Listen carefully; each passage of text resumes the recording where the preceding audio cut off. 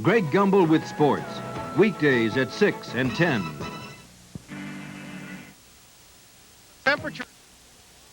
The performances of some players and teams. George Brett has not been in the lineup this week. He's halted at 396. Meanwhile, Earl Weaver's temper's a bit on edge. His Orioles have done a nosedive and now find themselves 4 back. But even as the races heat up, the rookies are outstanding. Bill Gullickson with a record-setting effort, 18 strikeouts against the Cubs in the National League, while over in the American League, Joe Charbonneau has them singing the praises of the Rookie of the Year in Cleveland. We'll have all 4 stories and more as we prepare for Major League Baseball. NBC Sports presents Major League Baseball, an inside look at baseball and a preview of today's games. Brought to you by Williams Electric Shave. Electric Shave makes your beard stand up for a really close shave. In Montreal, a matchup of National East contenders there. Steve Rogers going against Don Robinson as the Pirates meet the Expos. And here at Fenway Park, it is Tommy John against Mike Torres, the renewal of an old rivalry between the Yankees and the Red Sox. The Collegians have returned to school up in Beantown, and the temperatures are dropping into the low 60s. A crowd of 30,000 or more expected to see the renewal of an old rivalry, the Yankees and the Red Sox, on this September Saturday. Good afternoon, I'm Bryant Gumbel. Welcome to Baseball on NBC. We've got our eye on 2 great pennant races today. One going on over in the National East. That one will pit the Expos against the Pirates. This one going on in the American East. The Yankees trying to hold off the Baltimore Orioles down the stretch. It's mid-September. Let's take a check at the standings. We start over in the American East, where the Yankees have opened it up to a 4-game edge over the Baltimore Orioles. In the American West, there is no excitement. Kansas City put it away long ago. They're 17 in front of the A's. Their magic number reduced to just 4. Over in the National West, it is the Dodgers and the Astros neck and neck, with Cincinnati now 3.5 games back. While over in the National East, Montreal on top. Philadelphia is in second place by 2. It's Pittsburgh now trailing by 4.5 as they meet the Expos in today's game. Outstanding performance last week turned in by this young man, Bill Gullickson. He's 21 years old, 6'3", 200 pounds. Against the Cubs on Wednesday, he made his record 8-4 and struck out 18 Cubbies in the process. That's a record for a rookie in the major leagues. Gave rise to a trivia question: whose record did he break? Well, he broke the old record of 15, held jointly by Carl Spooner of the 54 Dodgers and James Rodney Richard of the 71 Astros. Outstanding, too, was the performance of Rich Gossage. On Wednesday, the Yankees hard thrower earned his 26th save of the year as the Yanks defeated the Blue Jays by a count of 7-6. Gossage had retired 28 consecutive batters over a 7-game period, in which he struck out 13. His 27th straight could be considered a relief pitcher's perfect game. And while the Yankees have been breezing, the Orioles and Earl Weaver have been having their problems. It was Steve Palermo who gave Weaver the thumb just the other night. The Orioles have nosedived just a bit, now fallen 4 back. Remember when Earl lost his temper not too long ago and got suspended as well as ejected? Well, now he's learned his lesson. He still loses his temper, but now he does it ever so slowly. It didn't stop the ejection, but it did keep him in uniform as the Orioles faltered a bit. As noted, one of the big pennant races is going on over in the National East, where Montreal now trying to hold off the Pirates and the Phillies, and they intend to do so with some strong young pitching that features some kids. Let's go to Tony Kubek. Tony?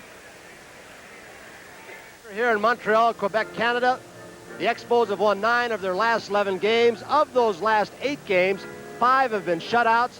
Scott Sanderson and Bill Gullickson, 2 youngsters, have done an awful lot. And Bill, usually you look for the veterans to take over down the stretch, but you kids have done it.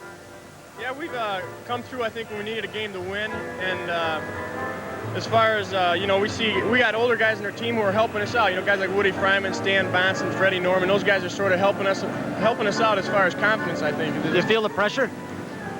There's somewhat of a pressure, but I only feel pressure when I think about losing and how I'm going to lose it. You know, and right now, I'm in somewhat of a groove, so all I'm thinking about is how I'm going to win, and so the pressure's sort of leveled off. All right, thank you, Bill. Scott Sanderson last night might have been the biggest ball game of your career. You shut out the Pirates 1-0, challenging you for this division title. But Tanner came out and tried to rattle you. You said you were cutting the balls. Well, just the inning before that, Dick Williams went out to check, or have the umpires check Rick Rhoden. It's obvious that he was cutting up the balls. Every foul ball we got back in the dugout, there was big gash marks in it, and so Dick thought he'd put a stop to it And so Chuck came out, and he kind of made a farce out of the whole deal. So, yeah, he was trying to rattle me. Well, you handled it very well. Our thanks. Bill Gullickson, Scott Sanderson. Right now, let's go to Fenway Park, Boston. Back to Bryant Gumbel.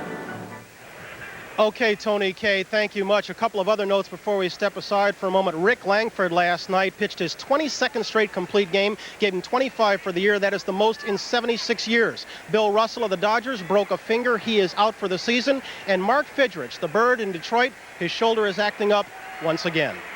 Injuries have hampered George Brett of late. When we come back, we will have a Brett update, and we will get to that right after this.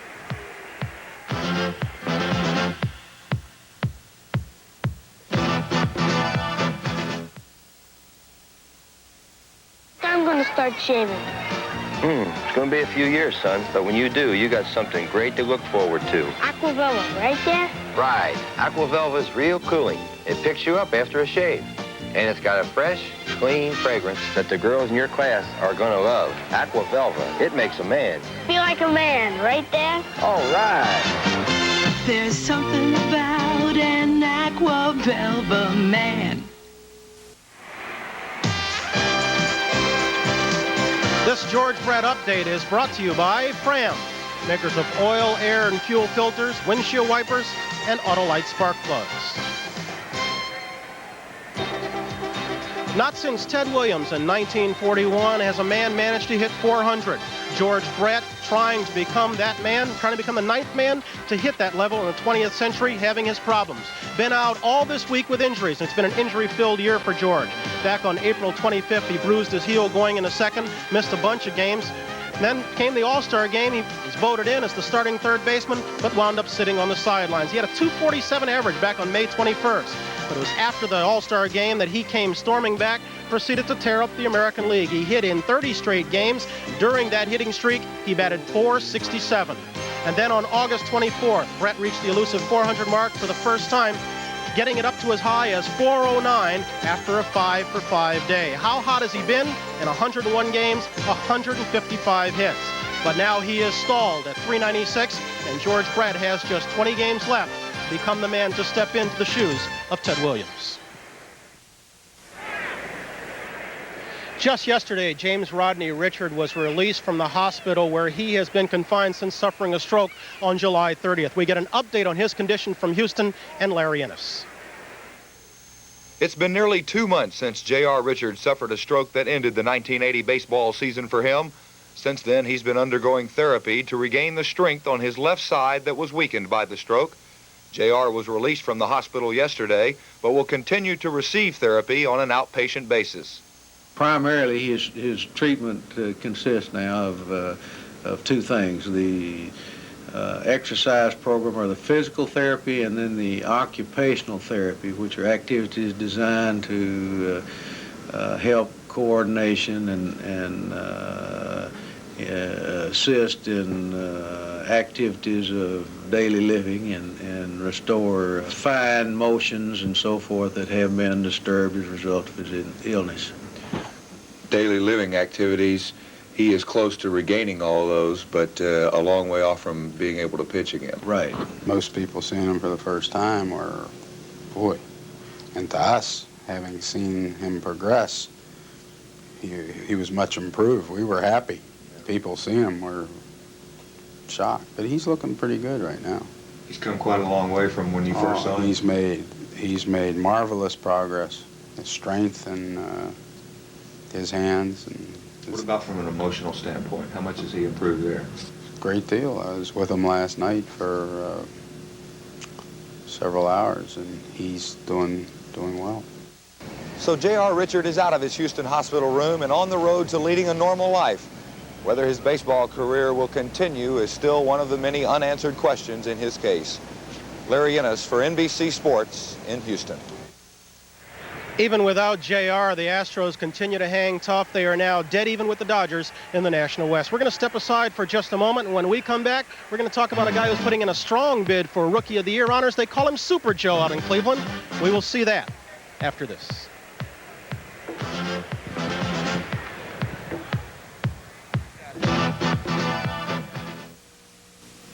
Join host Bryant Gumbel for a revealing look at Raider quarterback Dan Pastorini, plus Pete Axtone's essay on gambling, NFL 80.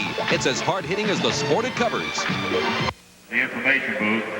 It's said that if you play in New York or L.A., you do commercials and you get songs written about you. Well, out Cleveland way, Joe Charbonneau has a song. It's a hit record, and he is a hit in Cleveland.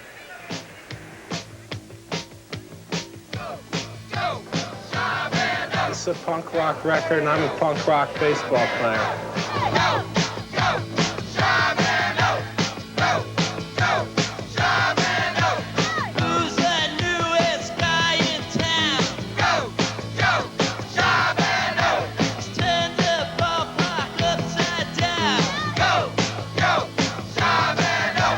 I drive a 52 Chevy because I like old cars and old women, I guess. They're both great. I was born in '54, so I wanted to get something a little older than me to make me feel young.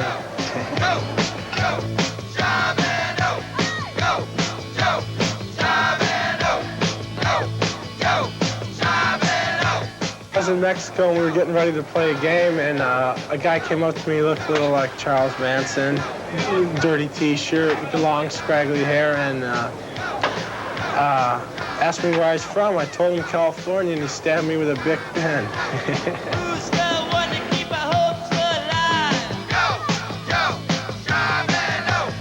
One day I was sitting with some friends, we were talking. They were telling me all kinds of crazy stuff they could do in the minor leagues, and I said, well, I can drink beer through my nose. And I didn't really know if I could or not, I just said it. And then they said I'd see it, so I tried it, and it was easy.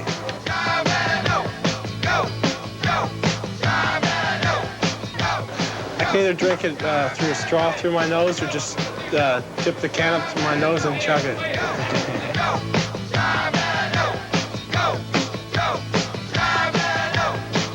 Last glass I really ate was a while back. I think in the minor leagues I ate a light bulb just on a bet.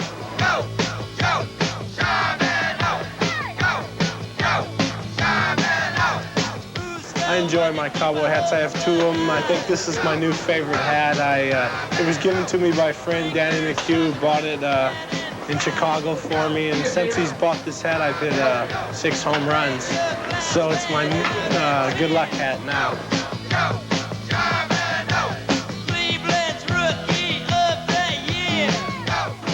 You always want to win an honor, like Rookie of the Year would be a big honor. I think every rookie'd like to win it, but if it doesn't come my way, I think I could accept it.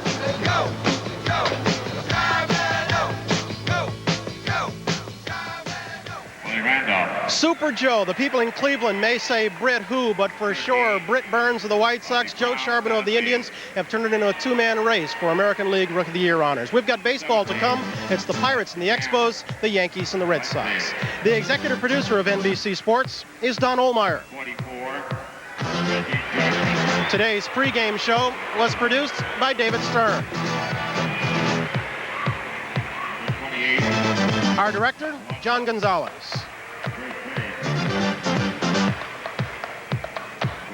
Technical director, Lenny Stucker. And our associate director, Bob Caminiti. Less than a month left of the season. We've got the best in baseball here on NBC. It's the Pirates and the Expos. That'll be Rogers against Robinson, the Yankees and the Red Sox, Tommy John against Mike Torres. I'm Bryant Gumbel. Thanks for joining us now. Stay tuned for baseball on NBC. Experience the spectacle of James Clavell's Shogun. Blackthorn, the shipwrecked English sea captain called Anjansan. Toranaga, the warlord plotting to become Shogun, supreme military dictator. Mariko, the beautiful noblewoman who dares death to become Blackthorn's lover. Experience Shogun. Shogun the Week starts Monday night on NBC. Shogun the Week begins Monday, September 15th on Channel 5. This is Dick Williams, the manager of the first-place Montreal EXPOS. A lot of you people in the States probably haven't heard too much about us. All over Canada they know about the Expos, and we hope to show you today why we're #1. We've got outstanding players. Rodney Scott, our second baseman, I consider him as valuable as any player I have on this team. Gary Carter, I think the finest catcher in the major leagues. Andre Dawson, center field. Larry Parrish at third. Warren Cromartie at first. We're making a few switches today, but you'll see all of our players and find out why we're #1 in the National League East.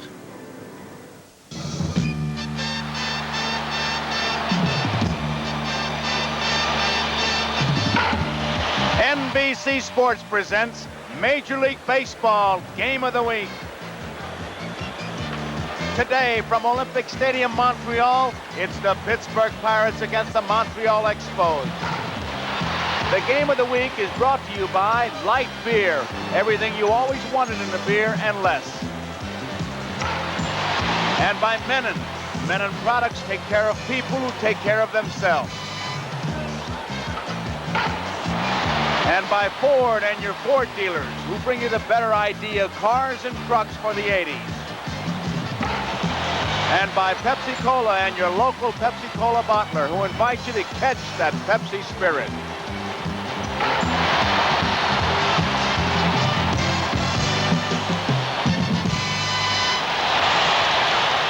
Almost 60,000 fans here this afternoon, and they have the fever, pennant fever. These Expo fans want the World Championship flag to fly in Canada. In fact, right here in Montreal. And last night's game was a typical down-the-stretch kind of game. It had everything. Controversy. There you see Pittsburgh manager claiming the ball was scuffed. A great catch by Andre Dawson in center field. A 1-0 victory for the Expos, and it takes clutch hitting and good pitching. Larry Parrish fights off a fastball, sends it back up the middle. Gary Carter scores the only run in the ball game, and the Expos win it 1-0. And as you would expect, a happy Expo team. Scott Sanderson, Gary Carter. Hi, everybody. I'm Joe Garagiola. Alongside me, as always, will be Tony Kubek as we get ready for a big afternoon of baseball here in Montreal. With that victory last night, the Expos now lead the Phillies by 2 games. They lead the Pirates by 4.5. And the question is, not only can the Expos win it, but are the Pirates in trouble? Are they in big trouble? Well, Tony Kubek is going to ask that question of one of their key men. All right, Joe, the key man right here, Ed Ott, who started off so well, hitting around 300. And Ed, like so many of the Pirates, you got hurt. But I'll ask the question that Joe posed to you. Are you guys in big trouble?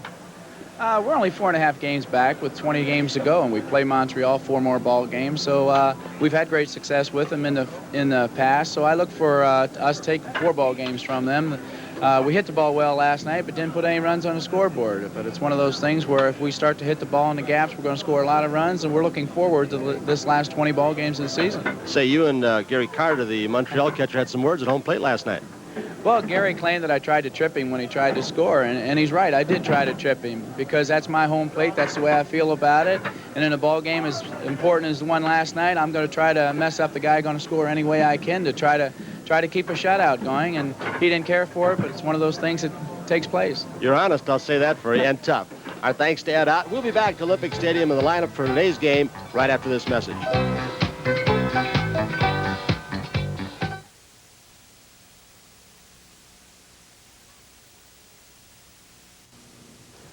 Steve Garvey cares about our youth. Steve helps the Children's Village of California in his fight against child abuse. Dave Winfield cares about our youth. His Winfield Pavilions give kids a chance to catch baseball fever. Willie Stargell cares about our youth. Willie raises millions of dollars in his fight against sickle cell anemia. Baseball cares. The preceding message was furnished by Major League Baseball.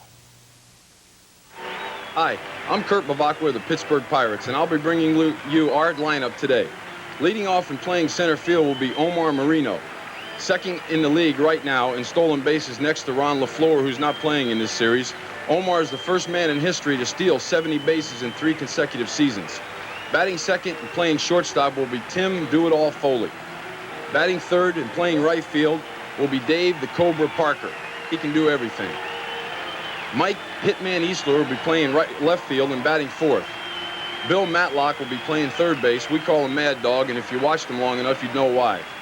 John the Hammer Milner will be playing first base and batting sixth. Ed Troll Ott will be doing the catching. Phil Scrap Iron Garner will be playing second base and hitting eighth. And Don the Hulk Robinson will be the pitcher. Good fastball slider. If you're wondering why I'm not playing, it's because we're trying to win. But I've got my bat right here in case they need me. Okay, Kurt Bavacqua. And the defense here, and Tony, they're going to need a lot of defense with the shadows. This is a tough ballpark to see the ball. Well, all you fans have to do is look at that ball. The bright sun, pitcher and catcher are in the shade, but that ball will look completely black. They will not be able to see the seams. And the way this Montreal pitching staff is going, 5 shutouts in their last 8 games, they've been tough without that. Montreal's team really, and on their stat sheets, they talk about team defense, team speed, and team pitching, and that's what they've done. It's all one. Steve Rogers, 2 shutouts in a row going for him, Joe. 20 consecutive scoreless innings coming into this game. He's got 4 complete games in a row. He's 14-10, 2.90 earned run average, 32 starts, 12 complete. He averages 5 strikeouts per 9 innings, 2.6 walks per 9 innings. And Kurt Bavacqua alluded to it.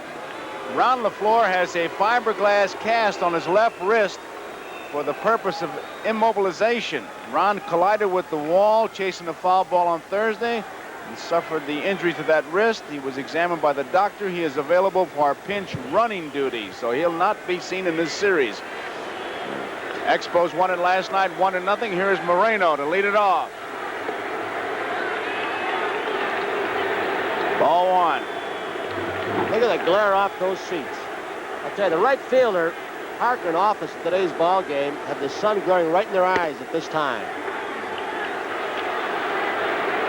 That's the way the field looks. Right center field, right field, dark in the infield and left field. That's what Moreno sees. He's looking into the shadow, sunny backdrop. That's a foul ball. 2 balls and 1 strike to count. And that was an excellent shot from our low home plate camera, because that's about what the hitter sees. You figure that ball's coming at you in the high 80s, changes speeds, movement on the ball, curves, sliders, and Rogers has excellent control. You can't pick up the seams, you've got a problem. And boy, it's just pitch black, that ball. Totally on deck.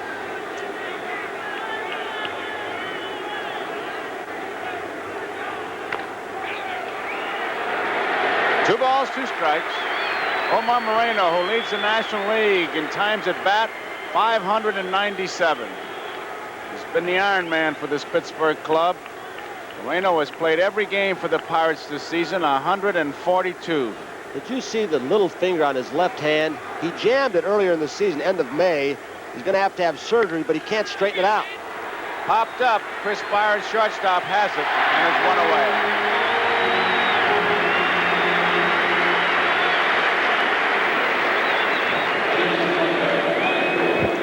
One out, and the batter is Tim Foley. Dave Parker, the on-deck man. Steve Rogers, the man on the mound, as we look at Foley for the Expos, is the guy that Tommy Lasorda said 2 years ago, and Tommy may have overstated it, but he's close, is the best pitcher in baseball. But he's had bad second halves in 78 and 79, but not this year. 1 strike to count on Foley. This crowd, they had some 56,992 yesterday, about the same here, maybe a little more. Tomorrow they're sold out. It holds 60,000 plus. 1 ball and 1 strike. They are really all excited here. Well, whether it's true or not, I don't know, but they say that the CFL, Canadian Football League, attendance in this ballpark, because of baseball and the interest there, that the attendance is down considerably. 1-1 pitch. Ground ball. Scott, 2 outs.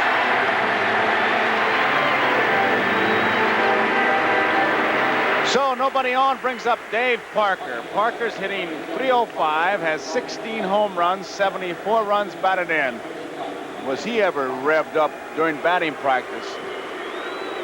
Lee Lacy was taking batting practice, and Parker started to bang on the side of the cage and then dropped the bat and literally picked it up and slammed it.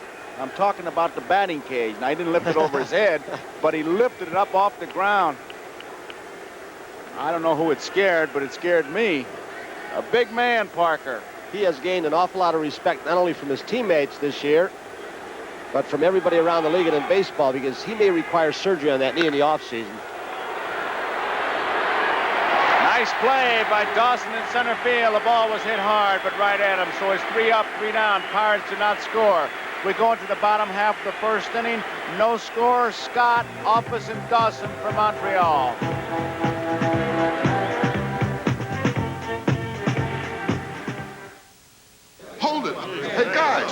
right, stop fooling around. Calm down. Hold it down. I mean, this is the first Light Bay alumni picture. Okay, a little respect. All right, everybody here? Everybody who is somebody. Oh, very clever. All right, smile, will you? Knock it off, Billy. You need this job. Are you guys ready? Hold it, hold it. Stay like that. Hold it. Now, just be yourselves. Calm down, calm down. Hold it. Light beer from Miller. Everything you always wanted in a beer, and less. Hello, everybody. Welcome to NBC's Game of the Week. We got a good one for you this afternoon between the Pittsburgh Pirates and yours truly, the Montreal EXPOS. I've asked NBC to let me do the lineup this afternoon, and here it is. Leading off playing second base is Rodney Cool Breeze Scott. He's so cool, he even smokes cools. Batting second, playing right field for the injured Ellis Valentine, is Rolling Office. Batting third this afternoon will be Andre Dawson, most underrated center fielder in the game today. Batting fourth, playing first base, is Willie Montanez. Batting fifth and doing the catching this afternoon is Gary Tease Carter. Batting sixth this afternoon and playing left field, yours truly, Warren Cromartie. Batting seventh, playing third base, Larry Billy Joel Parrish. Batting eighth this afternoon, playing shortstop is Chris Spire. And pitches this afternoon is Steve Rogers with a record of 14-10. Before we go, I'd like to say hello to my mother and father and watching the rest of my family in Miami, Florida. Back to you, Tony. I don't want it, Warren. You take it, Joe. Well, you can do the defense. He threw it to you. All right. Pirate defense, as we look at that sun and that shadow, making it tough to hit. Don Robinson is the man on the mound for the Pirates. Left field, Mike Easler. Center field be Moreno, of course. Parker in right field. Third base, Bill Madlock. Shortstop, Tim Foley. Phil Garner at second. The hammer, Milner is at first base. Ott the catcher, Robinson the pitcher.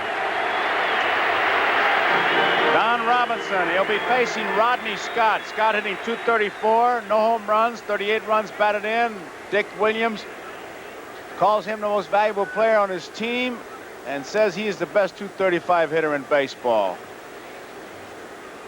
He'll be 27 years old in October. Born in Indianapolis, now lives in Indianapolis. Stayed right there, ball one. Scott spent some time in the Oakland organization, then the Cubs, played about a half a season there. He is really fitting to this lineup. 1 ball to count. 2 balls. Scott came over from the Chicago Cubs with outfielder Jerry White for the contract of outfielder Sam Mejias in 1978. 2 balls, no strikes. Don Robinson. There's his strike.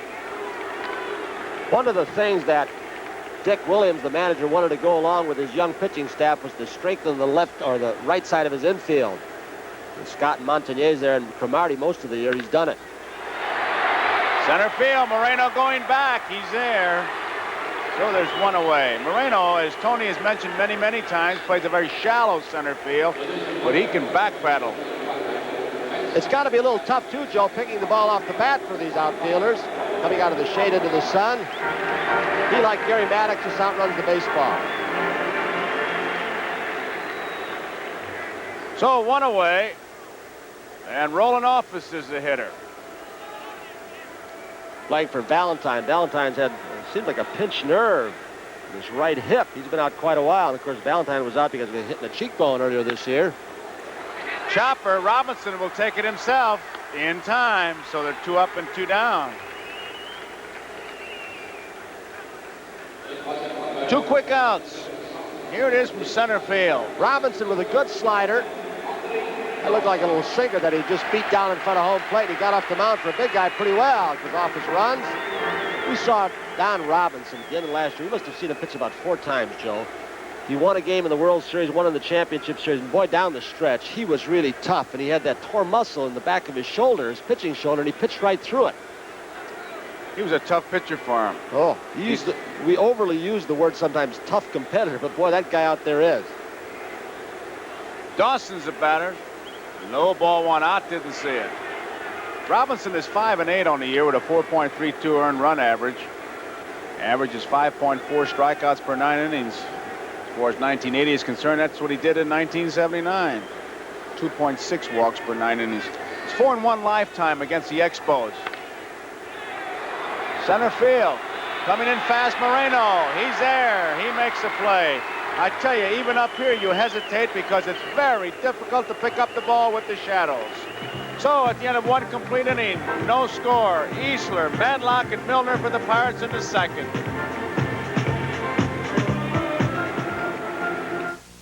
Thursday on Games People Play, round 2 of the toughest bouncers. Some amazing foul ball catches and a football coach who won a battle on and off the field. Games People Play Thursday. Mike Easler leads it off here in the second, no score. Let's take a look at what happened in the major leagues yesterday. Montreal beat Pittsburgh 1-0. Scott Sanderson, a 5-hitter. St. Louis beat the Phillies, a doubleheader, 7-4 and 5-0. In that first game, Leon Durham had a grand slammer. There's a ball. Vukovic was the winner. Dodgers 5, Cincinnati 2. Sutton's now 11-4. Reds are 3.5 back. Bill Russell broke a finger. He's out for the year. Used to be San Francisco 5-3, so Astros and Dodgers both at 80 wins and 60 losses. 2 balls and no strikes. Atlanta 6, San Diego 2. Braves snapped Padres' 7-game winning streak. Cubs beat the Mets 10-5, 14 innings, 13 straight loss for the Mets. Kingman hit his 15th home run. It's out of play, 2 balls and a strike. Yankees beat Boston 4-2. Jackson, 37th home run. Rudy May, and what a year he's having, 14-5. The winner, Gossige's 27th save. Yankees have won 11 out of the last 12. Toronto beat Baltimore 7-5. 2-1 pitch to Easler, 3-1. Toronto snapped the Orioles' 5-game winning streak. Baltimore now 4 behind the Yankees. Flanagan was the loser. Oakland 9, Kansas City 5. Langford pitched his 22nd consecutive complete game. He's completed every game pitched since May 18th. He's 16-11. Foul ball. Brett missed his 6th consecutive game. California beat Texas 8-4. Detroit 6, Cleveland 3. And Mark Fidrich had to leave the game in the first inning after pitching. There's Willie Stargell. I'm sure you recognize him. Fidrich had a soreness in his right arm. He only pitched to 2 batters, and he had to leave. White Sox beat Minnesota 5-3. Farmer had his 26th save. Out of play. Milwaukee 7, Seattle 1. Thomas, 34th home run. Yount, 21st home run. And George Steinbrenner's in the news again. Uncle George blasted Toronto, saying they didn't use their best pitchers against Baltimore. Peter Bavasi at Toronto wants a public apology. And so the soap opera continues. 3-2 pitch. Foul back. No score. I guess George is mad because Bobby Maddock pitched Paul Mirabella the first game of the series against Baltimore. In an expansion club, you don't have that much to work with. And I'm not knocking Mirabella. He was just called up from the minor leagues. But I think it's ridiculous when you're down sitting several thousand miles away to criticize somebody's pitching rotation. They want an investigation. Right field. Way back. Office. Near the wall. And way back. Home run. Mike Easler hits his 19th home run of the year. And here's a fellow at the beginning of the year would have been happy to just get 20 times at bat. And that Pirate bench is really a reception committee as they wait for Easler to come back to the bench. He's giving them a 1-0 lead.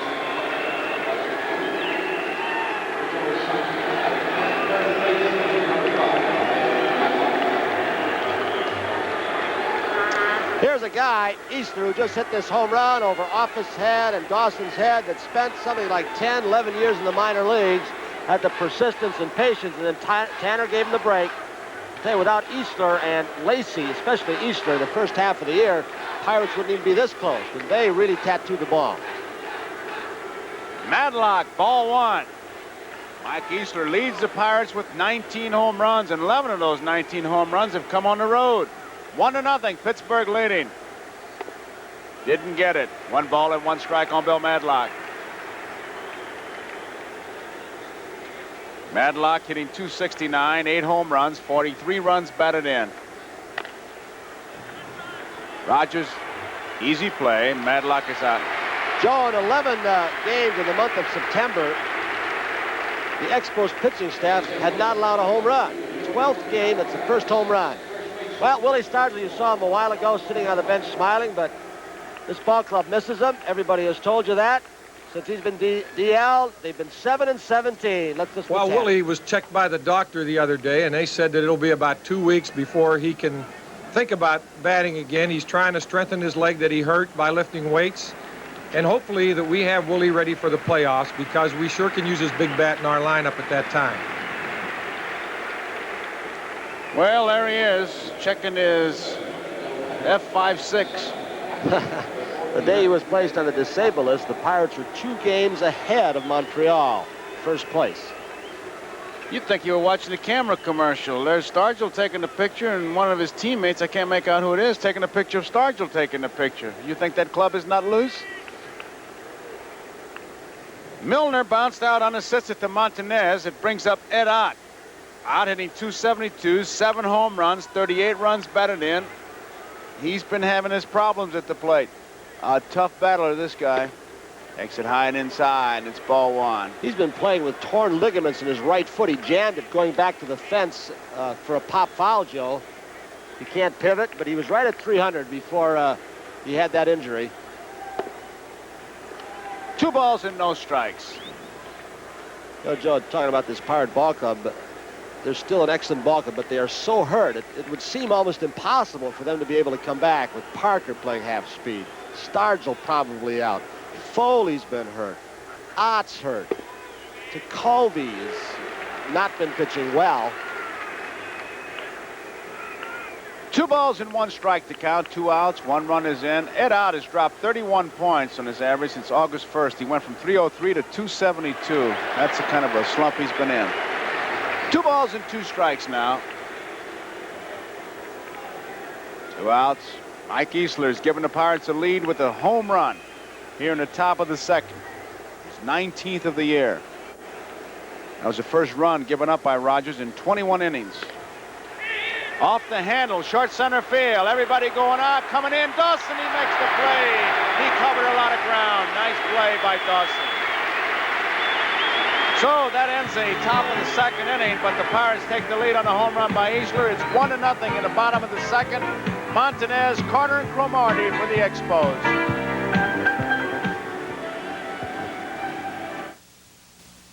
Next Saturday, it's the fleet-footed Ron LaFleur and the Expos against the heavy-hitting Cardinals. Or see the Yankees and Red Sox renew their heated rivalry. Check local listings.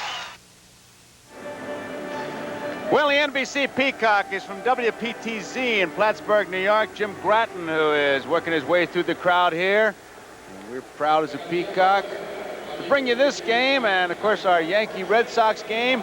And next week, you'll see the Red Sox and the Yankees in New York, or the Montreal Expos and the St. Louis Cardinals next Saturday, 2 o'clock Eastern time, right here on NBC. So you check your local listing for the game and time in your area as we follow this pennant race right down to the end. And then, of course, we climax it with the World Series, which you'll see right here on NBC. And what a race it's going to be. 3 divisions really battling it out, and Kansas City's got it locked up, but we still have the race for 400 that George Brett is involved in. As we look at Willie Montanez. Fastball is high, ball 1. He came over from San Diego on September 1, 1980. He got his first hit as an Expo last night.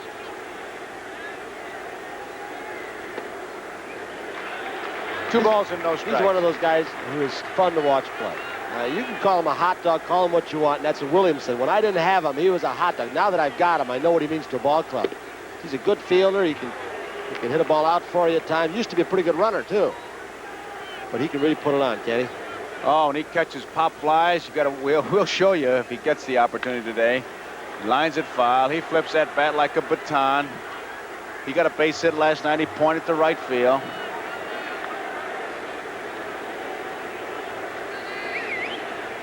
Two balls and 2 strikes on Willie Montanez. 3-2. In fact, the expression is that there's not enough mustard in the ballpark to cover this hot dog. But when he plays, he's entertainment. I like it. Didn't get it. He's out on strikes. Willie Montanez is the first strikeout victim of Don Robinson. I'm not so sure Montanez even saw that ball. Robinson has an excellent curveball. When he had that shoulder problem last year, he couldn't throw it. He was just throwing sliders and fastballs. But if he's got the curve going with this kind of background, look out. So there's one away, and Gary Carter is a batter.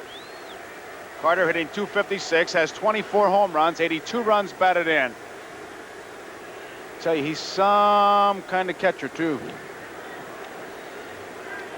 durable. Good defensive catcher. High ball one. He scored the only run of the ball game last night. Gary Carter, 25 years old. Well, he's 26 now. Born in Culver City, California. Kirkland, Quebec is his home now. Popped up. Hot and Madlock. Madlock says, I'll take it. 2 up, 2 down. Brings up Warren Cromartie playing left field. Cromartie with 14 home runs, 66 runs batted in, hitting an even 300. I'll tell you, I think you played with this man. Did you play with Danny Menendez? He's in charge of the farm system here. Did I play with him? Yeah. No, he's from East St. Louis, though. I've known him 100 years. I know you have. He's done a heck of a job with this farm system. The kids they brought through this, Cromartie, Dawson, Valentine, who's not playing today, the kid pitchers. Eddie Lopatz does a little bad scouting. He's had something to do with the pitchers in this organization. Down the left field line, but it's fouled. Danny's been around a long time. Qualified man. You don't have a good man in that spot. To me, it's still the lifeblood of baseball, even with free agency. If you don't get somebody to scour that country for these kids, boy, they've done an excellent job. Took them a long time, 10 years to play 500. We've got a big, beautiful stadium here. Someday, I guess it's going to be domed, a top put on it.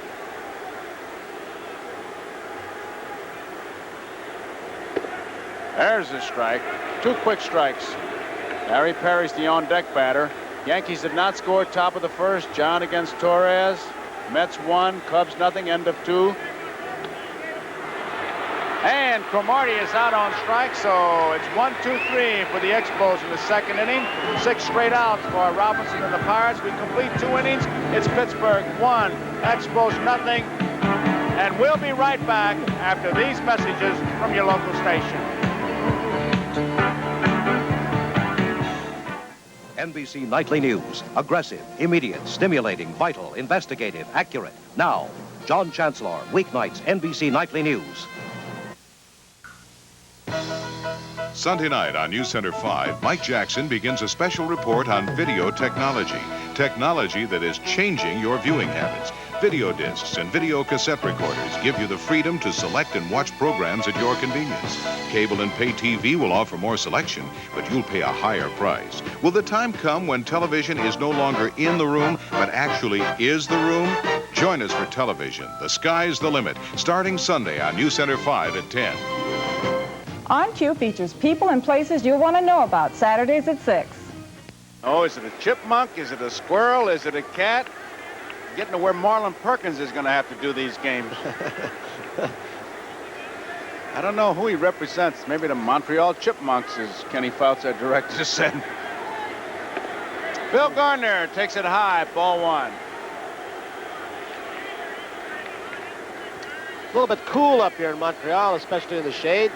Temperature about the low 60s.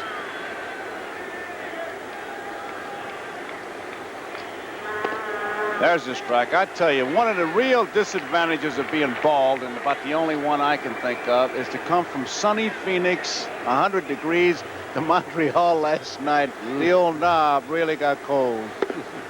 Fastball outside. 2 balls, 1 strike. Yankees, Boston after 1 inning, no score. It's the only disadvantage, huh? That's it. And reading those dumb ads is talk about a cure for baldness like it's some kind of bad disease. 3 balls and 1 strike. Cure for baldness. Made you a couple dollars. Well, it's the only head I got. I'd like to trade it in. That's what I meant. 3-1 pitch. There's the strike. Gardner is hitting the 5 of the last 6 games. 8 for 23 with 4 RBIs, so he's been hot. For the year, he's hitting .261.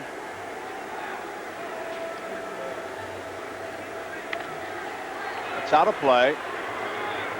I got an informal poll. A writer in Toronto, Neil McCarl, has done it 4 or 5 years. He polls all the managers in the National American League, different categories. You talked about Carter a while back.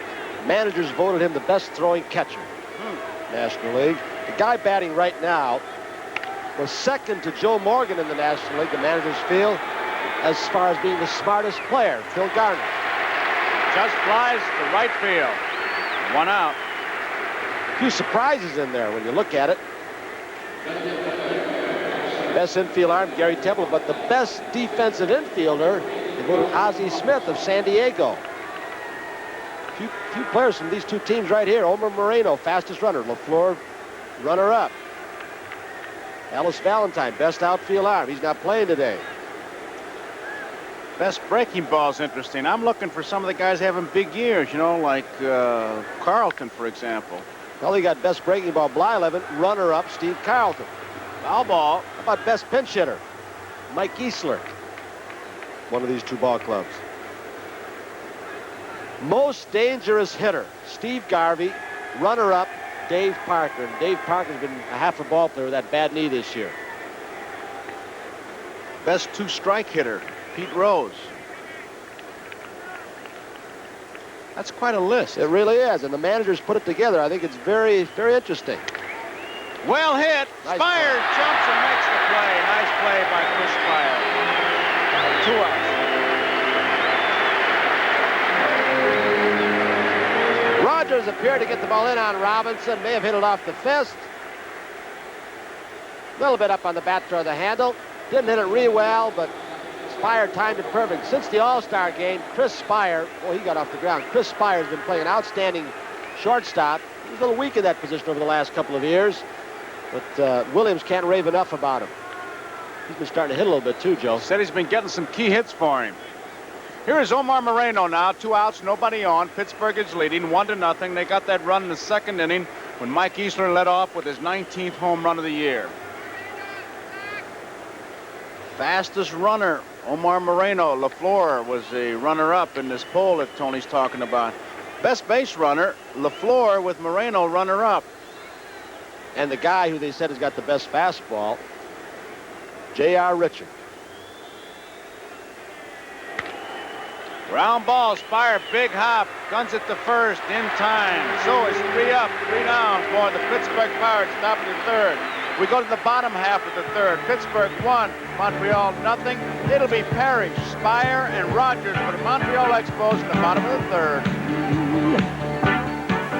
I'm Johnny Bench, and I know how to prevent runs. This is how I do it at home plate. And this is how I do it at home with Krylon spray paint. Krylon goes on easy on metal or wood.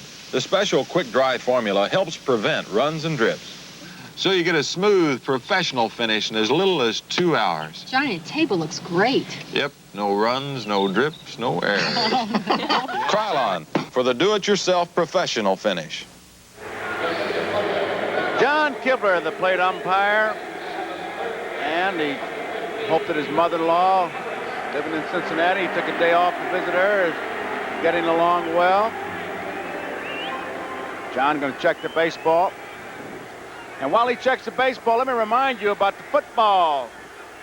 NBC Sports will bring you week 2 of the 1980 football season. It starts with NFL 80, and then you'll see the Steelers against the Colts or the Oakland Raiders against the San Diego Chargers. And then we're going to regionalize the country, so you'll see some other regional games, and that's tomorrow on NBC. So you check your local listing for the game and time in your area. We're going to feature Steelers and Colts, Oakland and San Diego. Should be a big afternoon. 1 strike to count on Larry Parrish. Our crew really scatters after these baseball games. Strike 2. Our baseball producer, George Finkel, will head to Baltimore. Kenny Fouts goes to Miami. And Tony goes to Appleton, Wisconsin. Is that where you go? You bet.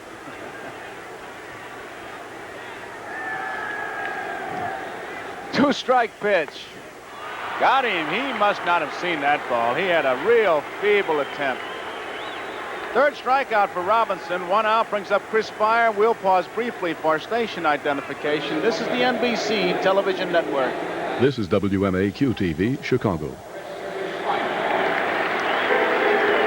Joe Garagiola with Tony Kubek here in Montreal. Expos and the Pirates with the Pirates out in front, 1-0. We're in the bottom half of the third. 1 out, nobody on. And the home run by Easler, the only score on that big scoreboard right now. Inside, ball 1. Expos team National League team batting, they are 8th, 256. St. Louis is first, Philadelphia second, Pittsburgh is third. With that additional speed they've got, Joe, they generate some runs. They're first in the major leagues in stolen bases. A little bit like Kansas City in that respect, I think, over in the American League, where they may not have a whole lot of power, but they steal so many bases, a single or a walk, you can almost say it's a double. And that LaFleur and Scott combination is something. Hot shot right at the shortstop Foley. He was there, 2 up, 2 down. Brings up the pitcher Rogers.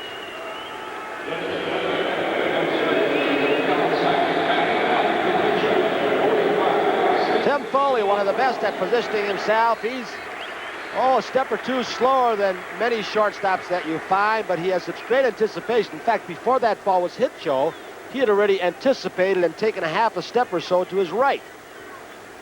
So a faster player who just stood stationary and didn't play the hitter and his pitcher, and played good scientific defense, might have made that a tough play, but Foley's got great experience. The Gene Mock influence. He's given Mock credit so many times. Well, Mock convinced him that not all major league players go to the Hall of Fame. So you play within yourself. Line foul. Rogers 68 times at bat. There's 12 base hits.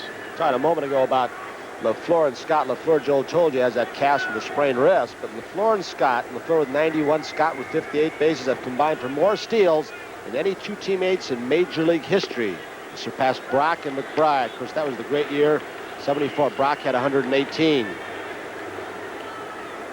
We could be in for a record setter this afternoon if Scott could get on and steal a couple bases. You'd have 2 guys stealing 60 or more bases on the same club. 1 ball and 2 strikes to count. Saw Lou in Toronto a couple days ago. He was traveling around for the ball club, Montreal bench. Everybody's asking about base stealing. The 2 kids up there, Garcia and Griffin, the shortstop, second base, were talking to Brock about stealing. He had time for them all. 2 balls and 2 strikes. Well, Maury Wills really started it all, just changed the whole complexion, and Brock came along and really injected enthusiasm and excitement and made it a science. Fouled out of play. Stolen bases, you look at it, National League, LaFleur 91, Moreno 85, Collins 67, Scott 58, Richards 53. And we want to talk about some of the leaders. I tell you, some well-kept secrets. National League hitting leader. Who do you think it is? It's Bill Buckner, 324. That's high, 3-2. Templeton, 323. Hernandez, 317. Cruz at 315. Cedeno, 314. McBride, 313. There's his strike. So another 1-2-3 inning, and Robinson has retired the first 9 men that he has faced. We complete 3 innings of baseball here. The score, Pittsburgh 1, Montreal nothing. It'll be Foley, Parker, and Eastman for the Pirates in the 4th. You know, it's amazing how similar we are. We have the same last name. And we both played baseball for the same team. We even drank the same beer, light beer from Miller. And we drink it for the same reason. Light has 1/3 less calories than their regular beer. And it's less filling. But we drink it because it tastes so great. Now, I know we're incredibly alike, but don't be confused. We are not identical twins. I'm at least 2 inches taller than he is. Make beer from Miller. Everything you always wanted in a beer, and less. Tomorrow, enjoy a full day of regional football featuring the awesome Steelers versus the Burt Jones-led Colts and the Raiders-Chargers clash. Check local listings for the game in your area. Well, as we take a look at the crowd here at Montreal, let me remind you that Thursday, 8 o'clock Eastern time, it's Games People Play. And a lot of you, a lot of us, we wait for it, we watch it. It is a ratings hit.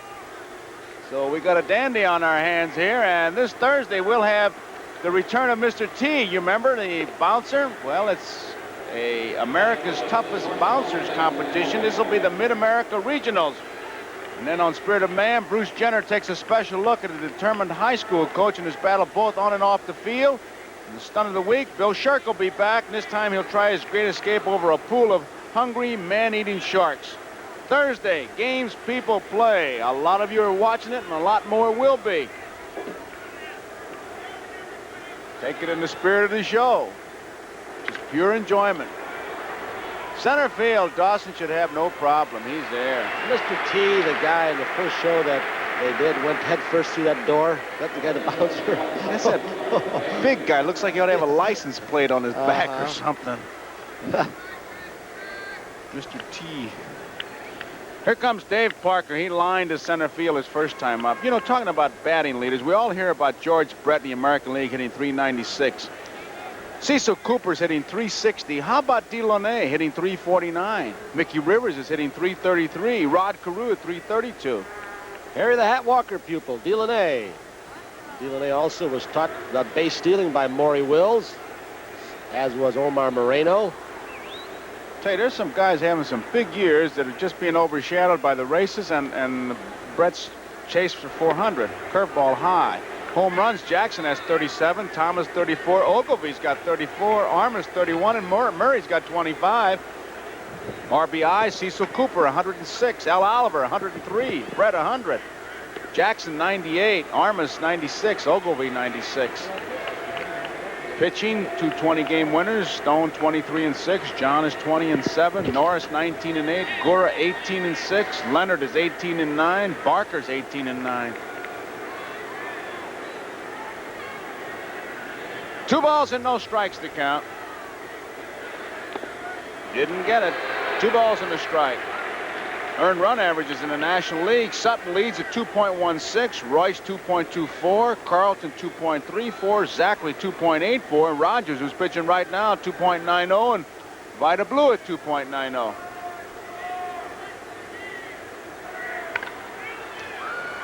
Montanez has it, flips to Rogers, and Parker is out. After an inning and a half, Yankees Boston, no score. Talking about pitching and ERA, the Montreal EXPOS are 4th in pitching National League earned run average. Pittsburgh is 6th. Houston leads it, followed by the Dodgers, San Francisco, and Philadelphia. But Montreal recently has moved up. Their staff has been exceptional. End of August, early September. Real tribute, I think, to Galen Cisco, the pitching coach, came over from Kansas City. And Harvey Haddix has done a marvelous job. When you figure that this Pittsburgh attack is not that good with everybody hurt, pitchers going out there knowing they've had to hold teams close, and they've done it. Did it last night, and they lost 1-0. Roden pitched a brilliant game. Ball 1 on Mike Easler. Parker against the Expos hitting .345 going into today's game. Easler .368 going into today's game.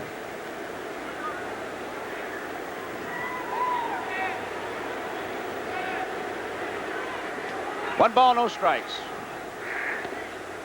Inside, 2 balls and no strikes. The only run on the scoreboard, the responsibility, or this man's responsible for it, Mike Easler. A home run is 19th of the year.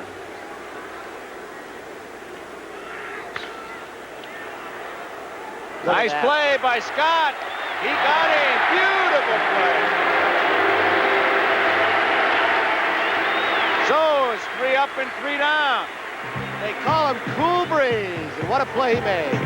So we go into the bottom of the 4th. 1-0 Pirates over the Expos.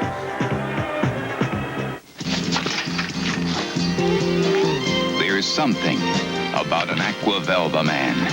My name is Kai Yastrzemski, and I've been playing Major League Ball for a lot of years. I've seen a lot of ball players come and go, and lots of aftershaves too. I've always liked Aqua Velva. No fancy perfumes, no fancy prices. Just a good, clean, refreshing fragrance that makes a man smell like a man. Try them all if you want to, but you'll find out.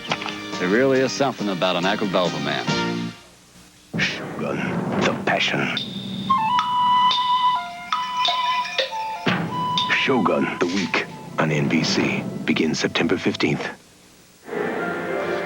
We've got an old-fashioned pitcher's battle going on here as our NBC Peacock continues to make his way through the stands, finishing up a big dance.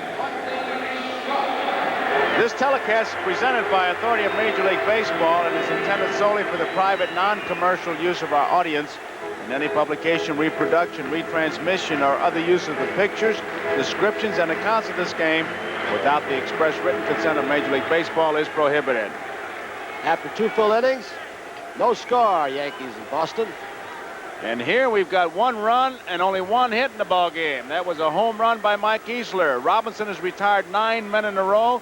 Rogers has allowed only one base runner, and 1 hit and 1 run. That home run by Easler. So we got a real pitcher's battle going here. Baltimore, Toronto, a rain delay. Cleveland 1, Detroit nothing, end of 3. Mets 1, Cubs nothing, end of 2.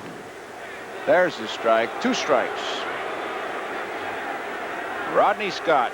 He flied to center field his first time up.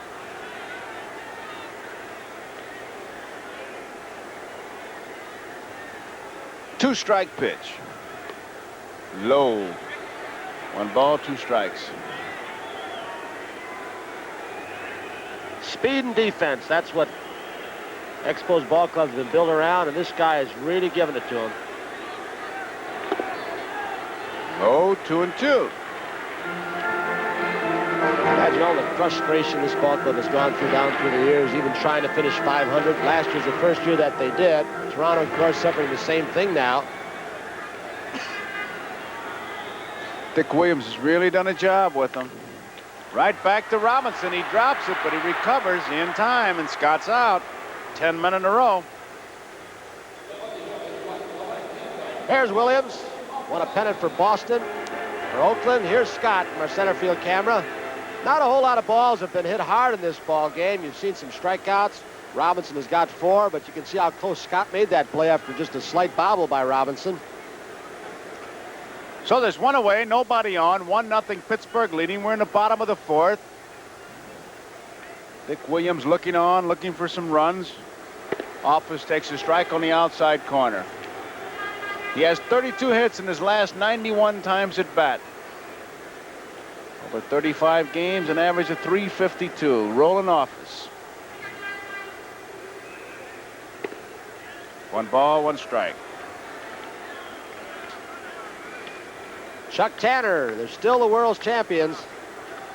Boy, things aren't looking that good for them. They've got to put together a winning streak. They have to do a lot of it with pitching because their offense is really hurting. That's what he talks about. He said, we just got to win these 2, and we got to go over in Philadelphia and do it. Well, they had a meeting, a team meeting that Bill Robinson, one of the team leaders, called 2 days ago. Took the coaches, said, go on out, Tanner, you stay out, and they hashed over things and just said basically, hey, listen, Stargell's gone. Looks like for the rest of the year, so we can't keep saying we're not the same team without Willie. I personally feel, Joe, that as great as Willie Stargell is, the man that they miss most having a complete ball player is the guy in right field, Parker. Because he can hurt you so many more ways. Willie was a steadying influence, that intangible when it gets down to the pennant days, though. Ooh, guy can beat you with his bat, his legs. Give me those tangibles. 3-2 pitch to Rolling Office. Base hit in the right field. He's on. That's the first base hit of Don Robinson. Office is on. He was signed as a free agent in 1979. He's done quite a job, and he's just given the Expos a base runner. Singer Bally got up. Office got the barrel of the bat out in front. Gardner playing him a little bit up the middle, so they've got a runner. He's got pretty good speed. And Dick Williams loves to use it. That's why he's leading the major leagues in steals. Brings up Andre Dawson. Dawson, 26 years old.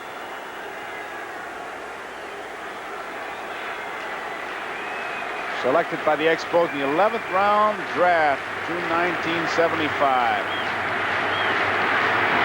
Signed by Bill Adair. Been a consistent player.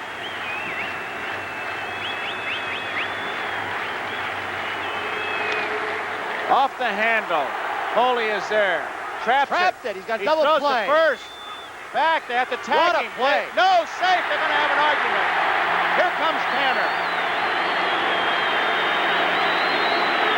Play that only the smart players make, and that's Foley. He saw that Dawson did not run, so he trapped the ball, threw it to first base where the force was removed, and then the snap throw from Milner. They're arguing right now. Here's the throw. The force is removed. He's got to tag it.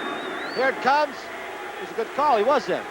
He was a good call. It looked like he was in there. Office is the man that made the good play because he wasn't even tagging up. Bruce Froemming at second base right there. And I think our other angle showed better that Dawson's foot was on the bag and he tagged him up on the calf. I'll tell you, what an alert play by Tim Foley. Here it is from the upside. Watch Dawson, his left foot. Remember, the force is removed. Garner brings the tag down. The come-up slide. With the cloud of dust, you don't know where his foot is, but that come-up slide, Bruce Froemming made a good call. He still hasn't touched him. Say that come-up slide is a little bit deceiving. You cannot tell if he's on the bag or coming up before he hit the bag. What an alert play by Foley, though. Dick Williams, he was that kind of a player. That's the kind of a play Williams would pull. And I'm sure he appreciates Foley's attempt to get the double play that way. So there are 2 outs. Base runner at second base is office. 1 strike to count on Montanez. Pittsburgh leading 1-0. We're in the bottom of the 4th. One of those plays, Joe, where you make a brilliant play, and I'm not saying it backfired because it was awfully close at second base, but Montreal's got that runner at second base in scoring position. Foley could have just taken the runner at second base first and gotten the force. In fact, with Dawson not running, he flips the ball to Garner at second. They've got the force out. Dawson's halfway between the home plate and first, but he chose to remove the force, and it was close that way, too. It's one of those plays that he had it figured out, but the results will really be the payoff. How will it work out? Foul out of play. If he gets a base hit now, they're going to start to hang goat horns on Foley, and that wouldn't be fair. The second out wouldn't. Because he had it figured out. That was a textbook play, and in the heat of battle, Foley had it figured out perfectly. Frankie Cressetti taught it to a lot of infielders in the Yankee organization because he did it when he played in the Ruth and Gehrig era. 1 ball and 2 strikes to count, 2 outs. Montanez waiting, office at second base. That's out of play, foul ball. Tell you, you have to really be quick on the trigger to think like that, though. You have to have had that play in your mind before it happens, a long time before it happens. And he had to take his eye off the ball to see what Dawson was doing. Exactly. And as soon as he saw that Dawson was not running full out to first base, he said, hey, I'll try it. 1 ball, 2 strikes. High. 2-2. He really cut that fastball loose. I'd love to have the gun on that one. Robinson. Next week it'll be Montreal at St. Louis, and the Red Sox at Yankee Stadium. We'll be following this pennant race right down to the end. 2-2 pitch. Struck him out. Caught the outside corner. 3rd out in the 4th inning. 5th strikeout for Robinson. So that ends 4 innings of baseball here. And the score, Pittsburgh 1, Montreal nothing. And we'll be right back after these messages from your local station. There's an all-new Tonight Show starring Johnny Carson, a celebrity-filled hour of laughs and entertainment. Join Johnny when he welcomes Bette Midler and David Brenner Tuesday night. Shogun, the week begins Monday, September 15th on Channel 5. Ron LaFleur, left fielder. The Montreal EXPOS out of the ballgame, and you can see why. Joe told you he jammed his wrist going into the wall. They think they'll keep that soft cast on for a few days. They'll mobilize it, get it off. Well, he's 4th for a season all-time stolen base. Of course, Brock had 118, Wills had 104, and then Cobb had 96. Beautiful Montreal, an island here in Quebec, Canada. The Olympic Village. Right here, we've got a 1-0 ball game. Rogers against Don Robinson, a pitching duel. The only run, Mike Easler led off the 2nd inning for the Pirates with a home run. Now it'll be Madlock, Milner, and Ed Ott to face Rogers. We're in the top of the 5th. Madlock grounded out back to Rogers his only time up, and they are really struggling at the bat, Joe. He just tried to chip away at that ball, cut down his swing. Background still not real good. You can see the black under the eyes. to deaden the glare that Madlock has there. 1 strike. Breaking ball, 0-2. Rogers with a good curveball, good slider, throws 2 kinds of fastball, a sinker and one that he'll go cross seams, which will ride or take off. You see the lights are on both decks. He misses the outside corner, 1 ball and 2 strikes. Joe, talking to Chris Spire and Rodney Scott before the ball game, the 2 middle infielders, they said that of all the pitchers they've got, that Rogers is the best to play behind because of his great control. And when the catcher gives a sign, and then the target, you know right where it's going to be. Ground ball left field, base hit for Bill Madlock. So just the 3rd base hit in the ball game, 2 by Pittsburgh. So Madlock leads it off, and will bring up John Milner. But as an infielder, if that catcher gives a sign and then gives a target and the pitcher's around it, boy, it makes your job so easy. You can anticipate and get that little bit of an extra jump. That's the key word right there, anticipate. You can't wait for it to happen. You got to move before it does. Rogers facing Milner, who grounded back to him the last time up. Madlock's been having some trouble with his legs at times this year. He's been injured off and on. But he's a base-stealing threat. Doesn't have a real big lead. He's going. Ground ball, Scott.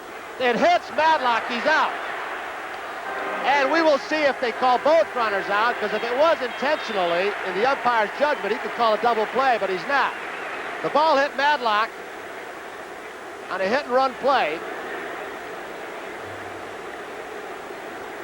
He doesn't even see the ball. He never did find that ball, Joe. He never picked it up. On a hit-and-run, he never picked it up off the bat. So Bruce Froemming alertly calls him out, but they do not call Milner, the runner out at first base. Quite a few years back, a young man named Eddie Stanky. They changed the rule because of him. A sure double play.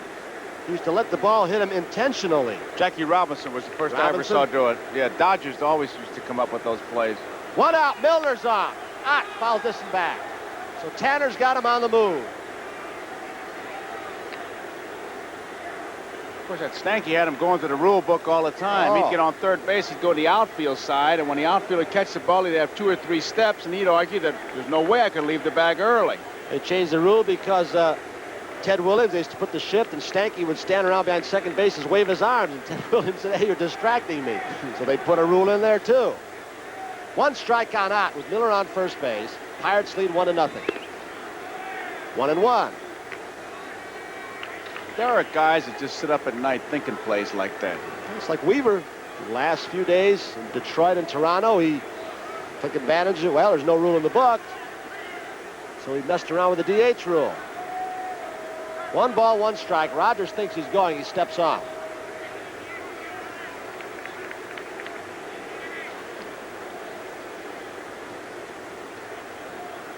Changeup, pulled foul, 1 ball, 2 strikes. In case you haven't read, what Weaver did was, of course, the DH in the American League, not the National League. He was playing in Detroit. He put a pitcher, Steve Stone, in the DH spot. Steve Stone happened to be in another country when the game was played. He was in Toronto because he was the pitcher the next day. And then when it came to DH's turn, Stone, he put in his designated hitter. Then he went to Toronto the next day, and he put Dennis Martinez, another pitcher, into the DH spot. Dennis Martinez was in the States. He was in Colorado. We asked Williams about it before the ball game, Joe and I said, if you get in the World Series, will you use it? Because it's a DH. He said, why not? 1-2. 2 balls, 2 strikes. He tried to blow out away with a fastball, but threw it too high. 2 balls, 2 strikes, 1 out. Pirates lead 1-0 in the 5th. Pirates with 3 base hits. The Expos just 1. Easler's home run in the 2nd, the only run in this game.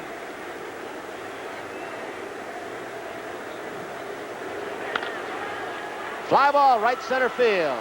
Dawson, Office waves him off. He's got it, out number 2. Now it'll be Phil Garner, who flied to right back in the 3rd inning. Looking down at Joe Lynette, the 3rd base coach. Carter also looking down in that direction, trying to pick up a sign. Dick Williams, like Tanner, has always prided himself in having his coaches and he does the same thing, trying to steal signs, trying to get the edge. Milner's at first with 2 outs. 1 ball. Dick Williams was a good sign stealer, but the thing he did best, he was the best bench jockey. Oh. Charlie Dressen used to keep him on the bench. Just to Needle jockey. somebody? Oh, could he get after you? Oh. Well, he started it yesterday. There's Williams. Roden pitched, he brought those 2 baseballs out and said, look out. Almost got Garner, 2 balls and no strikes. But he brought 2 balls out to the plate umpire. And he said, hey, he's cutting the baseballs. Look at, here they are. But Tanner, Williams did remember that Tanner did it to him last year and Stargell hit a home run off Dale Murray. And then it was Tanner's turn to come out and say that the kid, Sanderson, was scuffing up the balls. 2-0. Count goes 3-0. The ball that Tanner used that said that Sanderson was scuffing up was a foul ball that Roden had hit down a left field line. It came back to the bench and he gave it to the trainer, Tony Butterholm, and he says, use a knife and cut it up a little bit. Uh-oh. You talk about one gamesmanship and one upsmanship. Well, the kid Scott Sanderson said in the pregame show interview that the balls he got when he came out, they were definitely cut up, and he said it had to be Roden. Whether he was or not, I don't know, or who was cutting it up or doctoring the baseball, but a lot of it is done in baseball these days. 3 balls, 1 strike, 2 out. Lynette with a series of sign to Garner, and the runner at first, Milner. 1-0, the Pirates lead in the 5th. He's not going. 3-2, now he'll be going with 2 outs. I think over in Oakland, a guy asked me the other day what I think about that pitching staff. I said that Fowler must have him warming up in a car wash. The ball's coming out wet all the time. They're really doing a job. Art wouldn't do that. Art told us last time out there he teaches him the dry spitter. You don't touch a seam. The runner's off. Garner goes off after a bad pitch but pulls it foul. So instead 3-2 with 2 outs, and Milner will return to first. Dry spitter, huh? Uh-huh. Pirates 1 run, 3 hits, no errors. The Expos no runs, 1 hit, no errors. Madlock led this inning off with a single, but then when Milner in a hit and run grounded towards Scott, the ball hit Madlock and he was out. Went after a bad pitch, but I don't think he saw it. Fly ball center field. Andre Dawson. He's got it, so they strand Milner, the first base runner, will make it the second stranded in this game. We'll go to the bottom of the 5th here in Montreal with a score. The Pirates 1, the Expos nothing.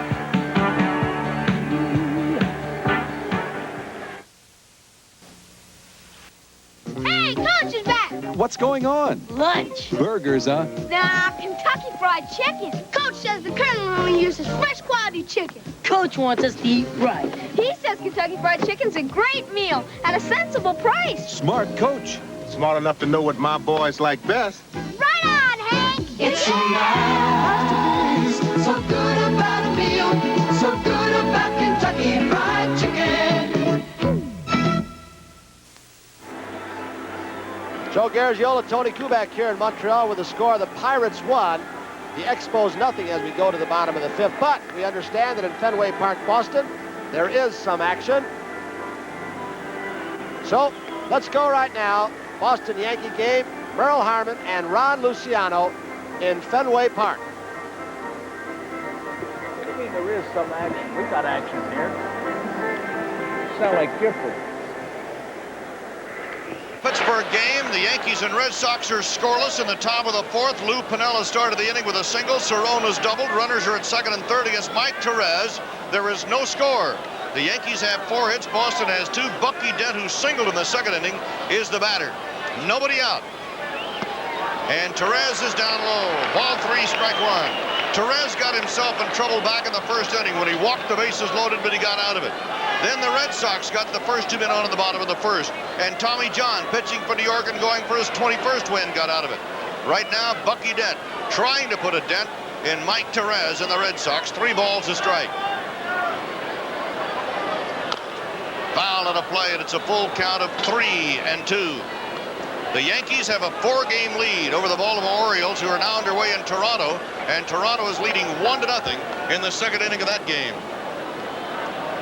And remember, we got Lou Piniella at 3rd, who's not the fastest man in the world, so it's going to really have to be deep to right or left or center in order for Lou to get in on Bucky Dent's hit here.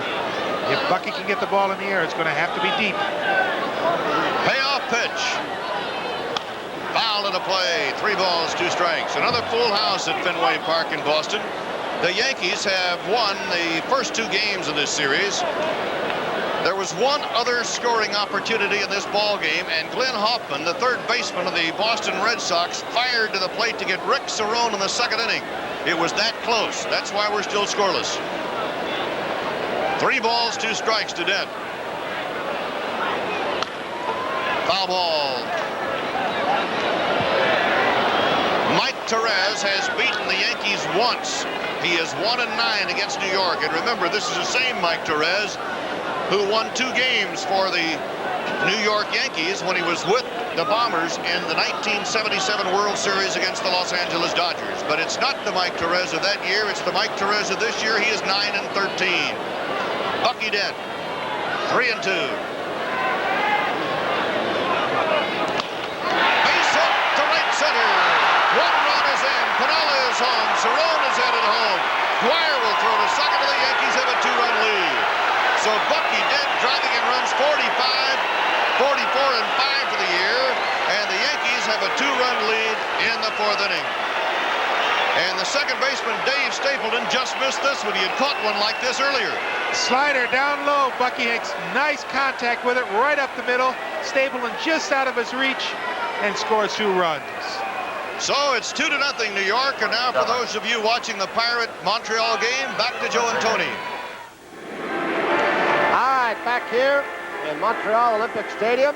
While you were gone, Gary Carter battled Don Robinson, the Pirate pitcher, to a 3-2 count. Then hit a fly ball to Omar Moreno in short left center field. So there's 1 out with the Pirates leading 1-0. A Mike Easler home run. Don Robinson against Steve Rogers. Now it's Warren Cromartie, who was the 2nd strikeout victim of Robinson. He has 5 so far today.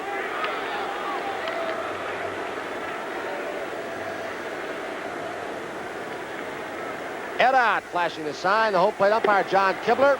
Good sinker. No balls and 2 strikes to Warren Cromartie.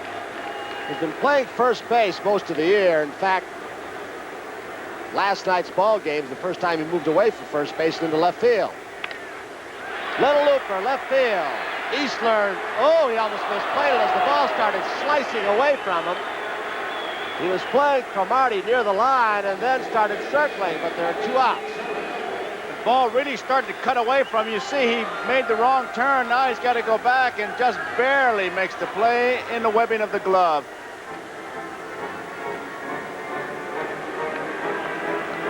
Now it's Larry Parrish. Struck out in the 3rd. Well, in Olympic Stadium, there is so much television coverage. This is our booth. The CBC, Canadian Broadcasting Corporation, is televising in both English and in French throughout Canada. The Pirates have a crew here televising back to Pittsburgh. We're here, of course, going to the States and a lot of border cities. 2 balls, no strikes to Larry Parrish. He struck out in the 3rd. Parrish only 2 for his last 21 times at bat, so he's in a mild slump. Good breaking ball by Robinson. 2 balls, 1 strike. So 2-0, and he threw a curve. That doesn't confuse a hitter. I don't know what will. Parrish last year, the kid who had the outstanding year, really unnoticed, hit 30 home runs. Might have been the club's MVP. Came up as a brilliant prospect from out of Florida. Ground ball, Foley to Milner. They retire Parrish. So Robinson, another 3-up, 3-down inning, and 5 are gone here in Montreal, Canada. With the score, the Pittsburgh Pirates 1, the Montreal Expos nothing.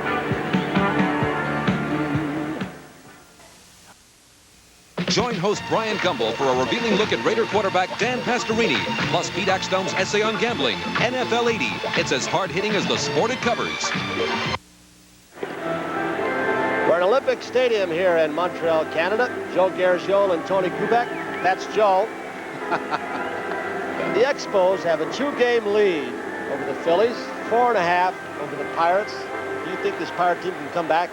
I think when you play as hard as they've played and stayed in as close, anybody can come back. I always go back to 1949. I was with the Cardinals. We had 5 games to play, a 2.5-game lead. We were playing the Cubs.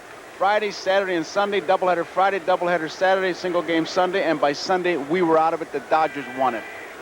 You got to wait till it's all over. It isn't over till it's over. Dale Barrow quoted his father today. Thanks, Joe. Foul ball out of play. So we're in the 6th inning here. Just over the top of the tarp. Pretty good try by Willie Montañez and Roland Office. And that speed we've been talking about not only shows up on the base pass for this Expo team, but the way they cut down the alleys and do things like that, Joe, made that a pretty close play. Almost made the play. There's a lot of room here in this ballpark in foul territory. 1 strike to count on Don Robinson, the Pirate pitcher, who's riding a shutout. Easler's home run, the only run in this ball game. So now it's 0-2. Robinson will be followed by Moreno and then Foley.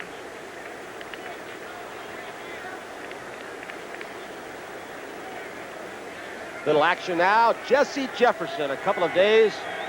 Harding Peterson, the Pirates GM, acquired him from the Toronto Blue Jays. They're talking about Jesse as kind of a stopgap. Hope he can. He's been the kind of kid who's been brilliant at times, and then sometimes he'll make you cry. He has a tremendous throwing arm. Tanner had him with the White Sox. 1 ball, 2 strikes on Don Robinson. Steve Rogers. Just 1 pitch. Easler, that's the only run, a home run. Tony, if there's one thing that Tanner has proved, I think, is that he can handle people. I remember when everybody was talking about Dick Allen was such a tough guy to handle. Yet, as far as Tanner was concerned, easiest guy in the world to have on a ball club. 2-2. Ground ball to Hawks, Chris Spire. Willie Montañez, retired Don Robinson. Well, tomorrow, I want to remind you that on NFL 80, Week 2, host Bryant Gumbel, Broadway Bryant. He takes a look at Dan Pastorini's move to Oakland. Are his bags still packed? Then a special feature on armchair quarterbacks, where some of America's most knowledgeable fans play quarterback from their own living room. Plus, college scores, highlights, and an inside look at the day's games, all tomorrow on NFL 80 here on NBC Sports. Check your listing for the games and time in your area. Omar Moreno really doing the work of the leadoff man. Robinson a long run, a long walk back, so Moreno just kind of stalled around, went to the bat rack and what have you to give his pitcher a chance to rest. Joe, I don't know if our producer, George Fake, and our director, Kenny Fouts, could get a picture of his hands. The little finger on his left hand, he fakes a bunt. It's 1 strike. That thing is so crooked, he cannot straighten it out. He did it diving into a base. You can see his hands, but the left hand, the little finger, he's going to have surgery on it. It has prevented him from sliding head first now. He's going feet first. And he said it's made him slower, and he said, I would have had 100 stolen bases by now, had it not been for having to convert and go feet first, which he thinks is slower. I see. He thinks it's slower. He said, if I jam it 1 more time, I'd be out. You see that knuckle on that left little finger.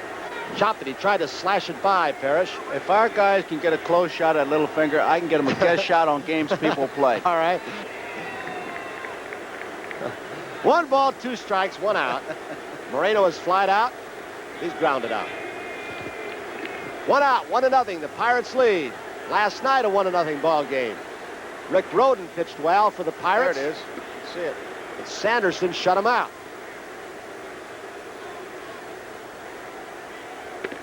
2 high, 2-2.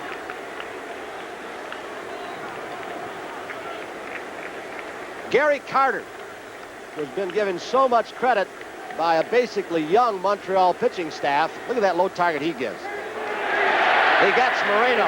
Good curveball. 2-2 pitch. Second strikeout in the ball game for Rogers.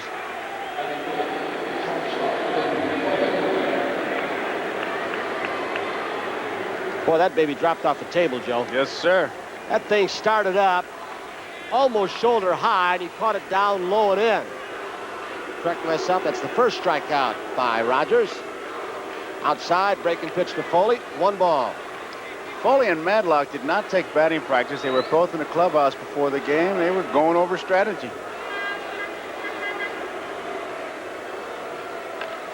Chopped off his foot. Count will go 1 ball, 1 strike. 2 outs. Dave Parker, who, as we told you many times, is having that knee problem. He had trouble as a football player in high school with his knee. Might have kept some college football scouts off his back. And in fact, a couple of major league teams were a little bit frightened that his knee would not be right. But you know what he's done.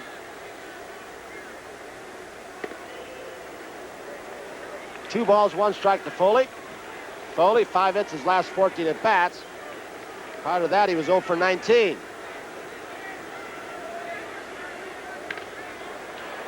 Looper center field. Dawson, good jump. He's got it. So Foley's retired, although he hit the ball well. So Steve Rogers, a 3-up, 3-down inning in the top of the 6th. And we'll go to the bottom of the 6th here as we see Foley line this breaking ball out. The score here at Olympic Stadium, Montreal, 1-0. The Pirates lead over the Expos.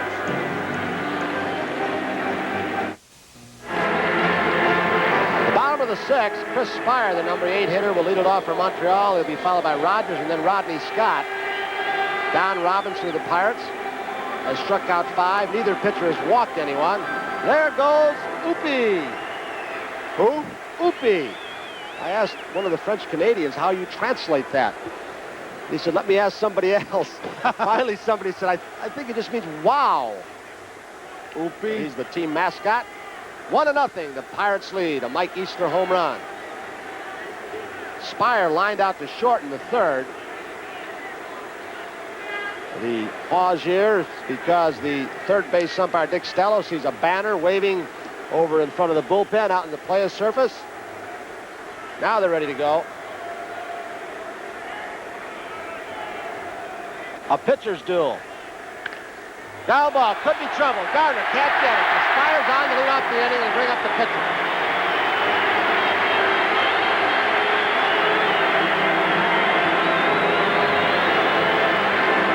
From center field, it looked like a good pitch. It's low, right back up the middle, bounces over Robinson's head. No way they could make a play on this artificial surface. So now it's Steve Rogers, who's an excellent athlete and pretty good bunter. Spire being held by Milner. First base umpire Terry Tata. The Expos have been a pretty good come-from-behind team this year. They've come from behind 35 times this season to win. Madlock breathing down Rogers' throat. Did he check his swing? Ball 1. No way he can bunt it to third base and get his man over. With Spire now trying to find out if he's got good footing or not at first base. He kind of spun his wheels a little bit. Rogers struck out in the 3rd. Now with 1 ball, no strike. Madlock in once again. 1 ball, 1 strike. Rogers looking down at Ozzie Virgil. Third base coach. Tony, did you ever have a play as we look at Virgil where the manager came in and said, just let him bunt when you were sure like this? Just take something off the fastball? No, I think it's a bad play. I do. I think you got to bust the fastball in on a guy. Here comes the pitch. Too high, 2-1. Because that might be the time when you think he's a bad hitting pitcher, said just let him bunt and lay it in there. Where they put the switch on and he wails away and takes your third baseman's head off. It's a gamble, but if you can make sure he bunts the ball, and in this spot you almost have to trail him by a run, lay that fastball in where he bunts it to Madlock, you got a double play. But then you're letting him maybe, if you don't get the runner at second base. You got to get that guy or the play is dead. Well, if the runner at first base, if you say let him bunt and the runner at first base, a smart runner who gets a good jump, you can't get him. You've allowed the hitter, the bunter, to do his thing. There's Virgil, again giving signs in a 2 ball, 2 strike count as Spire goes back. I think Virgil's son had a pretty big year in the minor leagues this year. He's a catcher. Had over 100 runs batted in. About 140 games. The Phillies called him up, I believe it was. 2-2, Spire's at first. Madlock creeping in, but not as close this time from third base. He's bunting again. Count will go 3-2. Now what do you do? Oh, 2 possibilities. You can bunt him again. You can bunt and run. You can have him swing away, try and chop the ball through a vacated spot. So the Pittsburgh defense has some pressure on it. 3-2 pitch from Robinson. He's going. Fouls it off. He's out. Spire will go back. So there's 1 out. Dick Williams having Rogers bunt. And he is mad at himself for not getting that runner over. But Williams at least stayed out of a double play. It's another guy like Mock, Tanner, some of the others. Doesn't miss a trick. Williams came up in the Dodger organization, and when you talked to him, as Tony and I were doing before the game, when he was talking about his club, he said, well, one of the reasons we've been winning because we've been playing basic, fundamental Branch Rickey baseball. And that about says it all right there. Now it's Rodney Scott, who's lined out and grounded out with Spire at first. Madlock in at third. He's faked the bunt about 4 times so far today, but he keeps getting Madlock creeping in closer and closer. 1 strike and 1 out. The Expos trail by 1. We're in the bottom of the 6th. Just 5 hits in this ball game. Pirates have 3. Easler's got the big hit, a home run.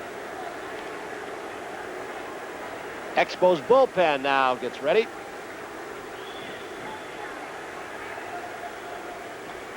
Spire, not a very big lead, but that doesn't mean he's not going.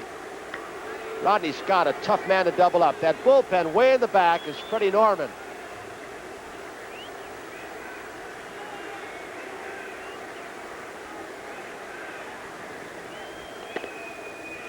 One ball, 1 strike. Robinson has been called for 2 balks this year.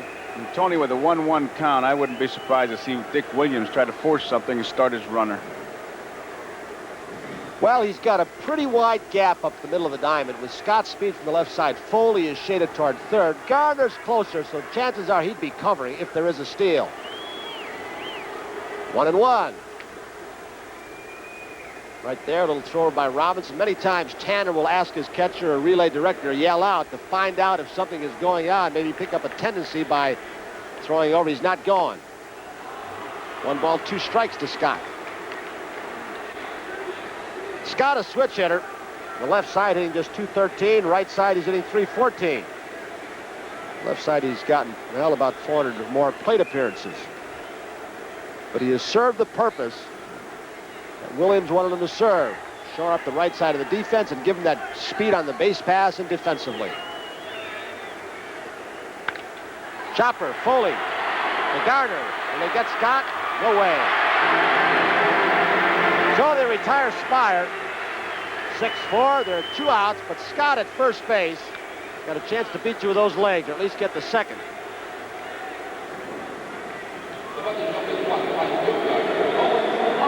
Can't do it any more quickly than they just did it. Just No, great here speed. it is again. Foley gives it to him in good shape, too. He sees the ball all the way. On its way, but it's not even close. And Scott can really fly, and he's measuring at first base right now. He is doing some groundskeeping, taking off all the rough spots. He has 58 steals and 68 attempts. Percentage-wise, that's 85% of the times he is successful. Rolling off as a left-hand hitter will give him protection. Good lead, Joe. Got to watch him when the catcher throws back to the pitcher, too. He has stolen 8 bases as the catcher throws the ball back to the pitcher. Ott is aware of it. Tony and I rode out in the ballpark with him and Joe Lynette today, and that's one of the things he was talking about. In fact, he said if Scott gets on his second base on the second pitch, we're going to try to put a play on and get him. Scott taking a lot of time. He's got 1 foot on the turf at first base. Office has singled to right and grounded out. There are 2 outs. He's got him red because he came in standing up. Felipe Alou, the coach at first base for Montreal. The Pirates lead 1-0. A step and a dive. The old Maury Wills theory to come back to first base. That's what Scott's doing. Now he's going to have a little conversation. He's dusting off Joe, but I wonder if Felipe Alou is also maybe giving him a little information as to Robinson's move. That's Ron LaFleur, who leads us. Well, he's leading everybody in stolen bases. Looking on, he's got the bad hand, jammed it, running into a wall. These base runners have it figured out. A slide and a dive, 12 strides in the slide by Lou Brock. Body's length and an arm away. They have ways of measuring it. No count on Office with 2 outs. Scott in the split screen, the right side. He's coming back, standing up once again.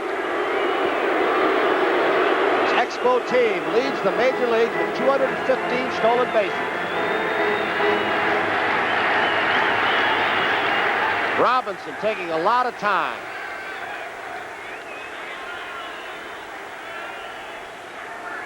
He's trying to hold the ball now, Joe, trying to freeze. Get Rodney Scott a little bit tense at first base. It's 4 full innings, 4-0. Yankees leading the Red Sox, and the Mets over Chicago, 4-2 in the bottom of the 6th. Everybody else tonight, and it's 1-0 Toronto leading Baltimore at the end of 3. Cleveland 4, Detroit nothing, bottom of the 4th. Scott's leading. He's not going. 1 ball, no strikes to Roland Office. Does a lot of things at great speed as we look down at Rodney Scott, held by Miller.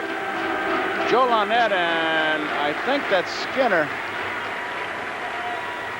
1 foot on the turf, like all the great base stealers do. He's leading once again. He's not going. 1 ball, 1 strike. Well, you get your hitter many times more fastballs to hit at. When you're a base stealer on first base, you divide the pitcher's attention. So whether you go or not, you've applied a lot of pressure to the defensive team, especially the pitcher and catcher. Scott really a big lead. 1 ball, 1 strike, 2 outs. He's as much as saying to Robinson, I get as big a lead as I want. I'm going to go. You know I'm going to go, and there's nothing you're going to be able to do about it. Interesting to see if Tanner decides to pitch out. He calls most of the pitch outs. Scott's holding. 2 balls and 1 strike. Well, the base stealers pitch. Right Say it here. every week, don't we? Manager's delight. Manager's delight right here. Aside from that, Robinson, who's had pretty good control so far in this ball game, he's not walked anyone. Has now gone 2-1 on the hitter. So if he does go and Office does swing, Scott with his great speed could score on a long single. 2 balls, 1 strike, 2 outs. He's off. Foul back by Roland Office, so he'll come back. The count's 2-2. Some year I'm going to keep a statistic on that. 2 balls and 1 strike, how many times they run. They've got the catcher in the box. I mean, you're handcuffed.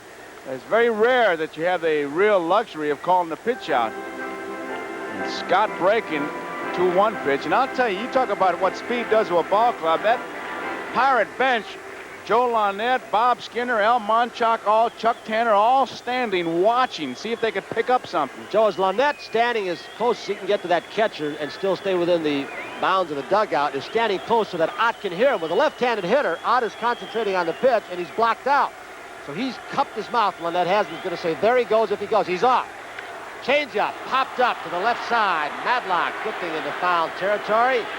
He's got it, so Scott did not get a chance to steal. So after 6 here at Olympic Stadium, Montreal, the score, the Pirates won, the Expos nothing. We'll be right back after these messages from your local station.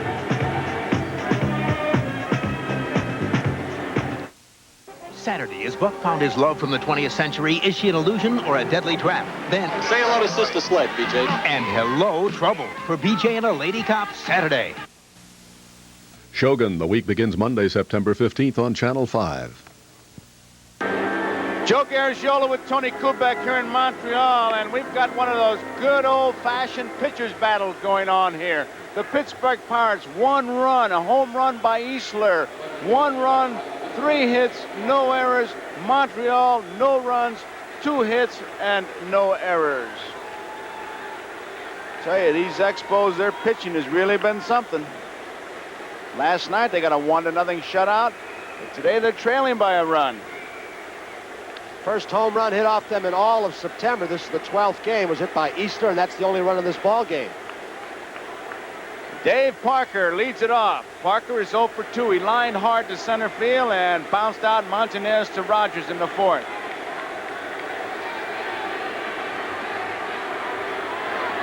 Outside, ball 1. Dave Parker has the highest career batting average among the active National Leaguers at .316. Talking about a minimum of 3,000 times at bat. Number 2 in the National League lifetime is on this same team, Bill Madlock. It's been a pretty good kept secret.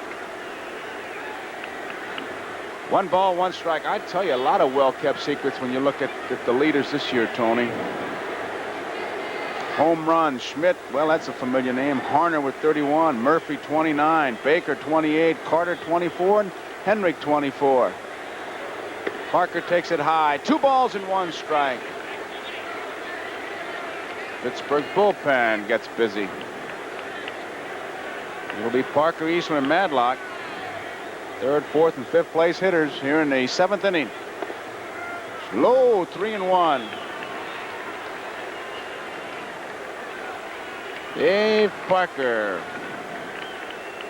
think it'd be getting a little bit easier to see now because that sun has gone completely away from dead center field. It's moved over more, pretty much that right field corner. The hitters are hitting in a shady background. Straight away center field. Dawson's going back near the warning track. Has room and makes the catch. 404 feet right in that area. He drove Dawson all the way back to one of those where you hear a million times, just missed, and he did. Just got under it. Usually when the little guy hits one like that, they say he has warning track power. Here you see Dawson. He finds exactly where he is. As he looked at the wall, the warning track, drifts back, knows how much room he has, and really makes a routine play out of it. So here is Mike Easler. He hit a home run in the second inning. That's been the only score in the ball game so far. It's high, ball one. Easler against the Expos, 14 for 38 with 4 home runs, 9 runs batted in. That's a .368 average. Score we've got Baltimore leading over Toronto 3-1. A little rain delay there.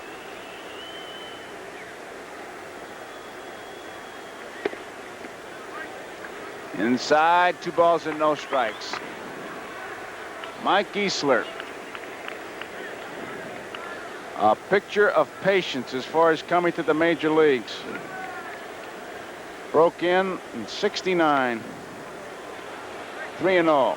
Covington, Cocoa, Columbus, Denver, Houston, Des Moines, Tulsa, California, Columbus, Pittsburgh, Pittsburgh.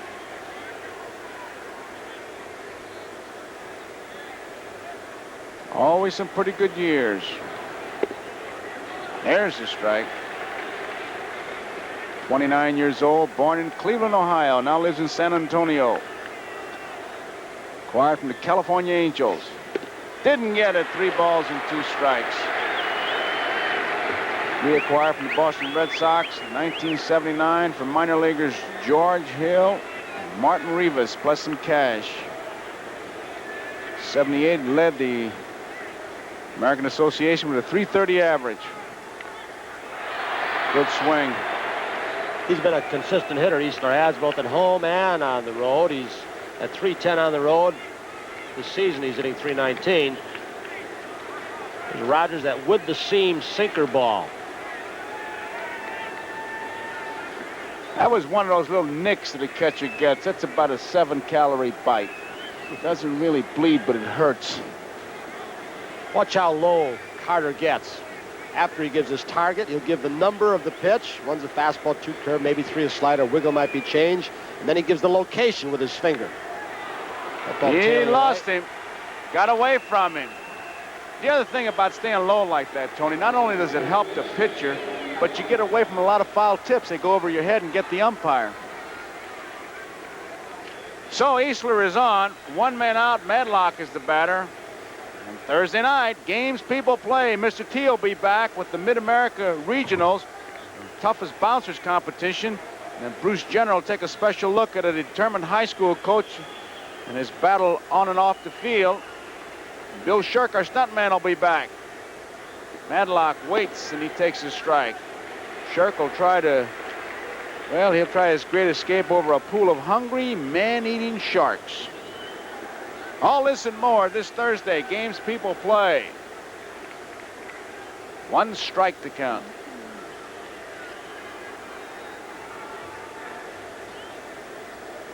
As the first base on ball is given up by Rogers. Mike Easler.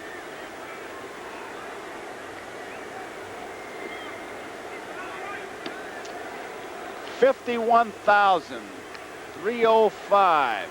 56,992 last night, and they expect 60 here tomorrow. It'll be a good series. Gone. There he goes. Here's the throw. It is not in time. Low throw. Easler, a stolen base. Easler doesn't steal a whole lot. His 5th stolen base has been caught 8 times. A good throw. Oh, it isn't that bad a throw to handle, a short hop. He lost it when he looked away from it, Tony, on a short hop, which an infielder will do, and I don't blame him. I think a good throw, he might have gotten him. 2 strikes to count on Madlock. Madlock has 1 of the base hits here. Pirates only have 3. 1 man out. Carter dances out nicely, comes up with it. 1 ball, 2 strikes. Catcher makes a low throw, and the infielder's got to get on a short hop. His primary responsibility is to be sure to get that ball, keep it in front of him. You can't worry about that fellow stealing then. Pirates have had trouble scoring runners in scoring position. They had Easler down at third base last night after he made a daring base running move. Going from second to third on a ground ball to the left side, but he was stranded there. Nice play. Nice play. Another one by Carter, shifting out there to get it. 2 balls and 2 strikes, and that's as far as he wants to go. First base is open, obviously, with 1 out, but you got 2 left-hand batters coming up, Milner and Ott. Bill Madlock, since August 1st, hitting .348, 4 home runs and 17 RBIs in that stretch. So he's been able to knock some runs in. Well, he's had a lot of turmoil this year. He had that suspension after his running with an umpire. And he hurt his hand. He played through that, and his average kept on sinking. He's been hitting 4th many times with Scargill in that out, and he's not a 4th-place hitter. Right center field. Dawson's going to have to hustle. He's there, makes the grab. Easler goes back to second. There's one of those right there, Joe. When the ball's hitting that area, you might as well tag up. If the ball falls, you're going to score. If he catches it, you can go to third base, and there is an awful lot more pressure on a pitcher, catcher, and a defensive infield if you're on third base. So he should have been tagging up, been on third right now, where he can score on a wild pitch, pass ball, balk, infield hit, and you can go on and on and on. This way, there's not as much pressure. Yankees 4, Red Sox 2 at the end of 5, and Murray a home run in the 5th with 1 on, and Baltimore leads Toronto in the 5th. 5-1. Right here, 2 men out. Milner the batter. Ball 1. Rogers was really disgusted with that lollipop he threw. Milner got a base hit his last time up when his ground ball hit the base runner Madlock. He bounced out the first baseman unassisted in the 2nd inning.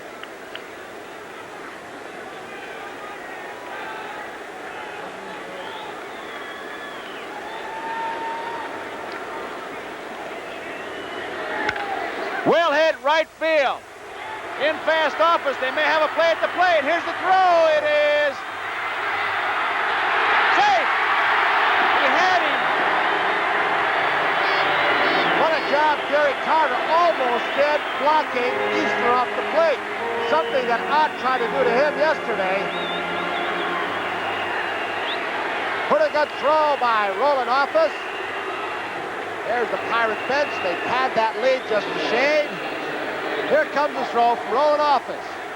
He took a little time, Joe, and a couple of extra hops getting rid of that ball. Overthrows the cutoff man. Gary Carter's left foot down, but he gets upended by a hard slide by Easler. Kibler waited nice and long to make sure that he had touched the plate, and then he gives the safe sign. Here's the angle from up front. What he did was sit on him, and he had to get that left leg in there, and Carter, before he could make the tag, Easler did slip in there. You remember in the All-Star game, Carter did a great job putting the tag on Downing, I believe it was. Throw from Parker. Throw from Parker in right field. Both Ott and Carter can block that plate, but Easler was able to get that left leg in through the servant's entrance, and they pick up a big run. That's what you like to see an umpire do, though. Wait till the dust clears a little bit. Make sure that the guy's got part of home plate, and that the catcher's hung onto the ball, and then you make your call. Kibler waited. You betcha. And he was about to call him out. You can see that right hand start up, but then he saw that he had not made the tag, and the leg got in there, and safe it was. Big run. It's now 2-0 Pittsburgh. Milner comes through with a big base hit, that RBI with 2 outs. Ott takes it high. It's ball 1. And the Expo bullpen gets busy. The left-hander is Woodie Fryman. The right-hander is Sosa. And if that Fryman comes in, you're going to hear an ovation. He's become the new medicine man around here. He's signed him a new contract for next year at his age. Cured all the evil and ills. Ground ball. Scott has it to first. That ends the inning, but Pittsburgh picks up a big run in the 7th. We go in the bottom half of the 7th inning. The score here is Pittsburgh 2, Montreal nothing. Right now, here's another installment of the 7th inning stretch. And you're going to love this one. Old Spice presents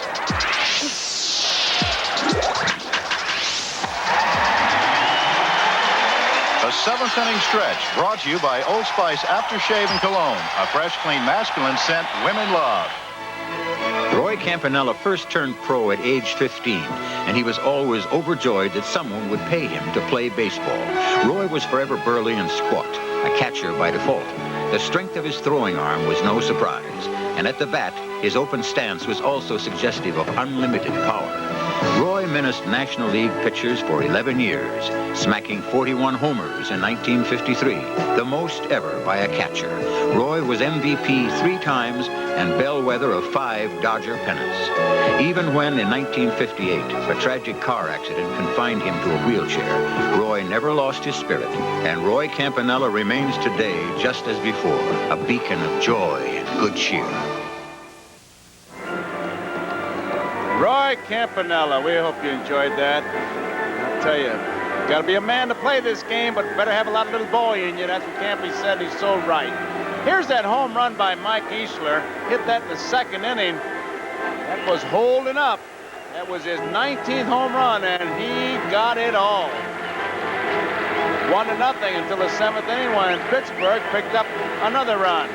Easler hit that home run at a tough time of the day when there were not too many hitters seeing the ball at all.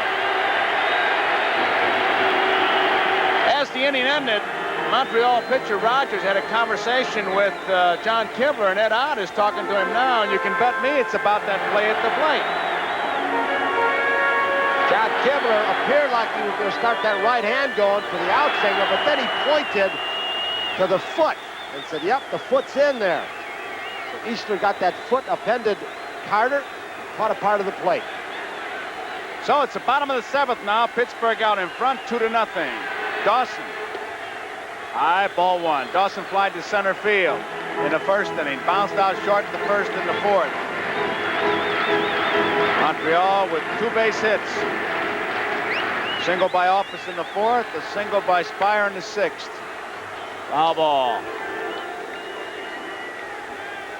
Robinson has struck out 6. Robinson retired the first 10 men that he faced, and a base hit by Office broke the string. He retired 5 men in a row. The base hit by Spire broke the string. He has been tough, not walked anyone. 2 balls and 1 strike. Last year, when he was in a hot stretch near the end of the season with that tender arm, Don Robinson, 5th, 6th, 7th inning, they had to watch him closely. That's when his arm started really giving him some pain, and he would be taken out of games late in the ball game. But he says his shoulder is recovered fully now. It's strengthened. He is still throwing hard. 2 balls and 2 strikes on Andre Dawson. Dawson had a 19-game hitting streak earlier this season. Came into this game hitting .299. 14 home runs. Curveball got him. He went around. That's 7 strikeouts. Tough breaking pitch. That was the curve. Just had him fooled completely. Did you see Don Robinson's shoulder and arm before the ball game, before he had his shirt? He's got scars on the shoulder, the elbow, the bone chips removed. You have what? Glasses coming out to Dave Parker. They want to give Vance Law, Verne's son, now a coach in Japan, a little exposure. I don't think the son's even out yet. They want Vance, Father Verne, to know he's here, been called up, going to play winter ball this year in the Dominican Republic. Matlock, is there any sun out? I don't know sun out, is there? A little pun there, little pun. Everybody congratulating Vance for running out there. They've got good spirit on this ball club, both ball clubs. They got a couple of good young infielders, and Law is one, and Dale Bear is another. They can fit in this lineup. Montanez, a base hit to left field, and he points to left field. I got the base hit. He is something. So he's on. Tying run at the plate. 2-0 is the score.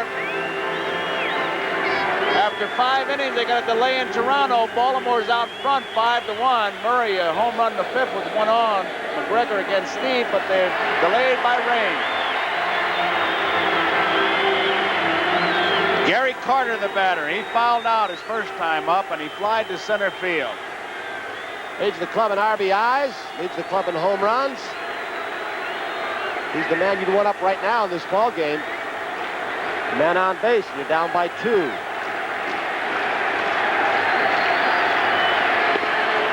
Curveball misses, ball 1.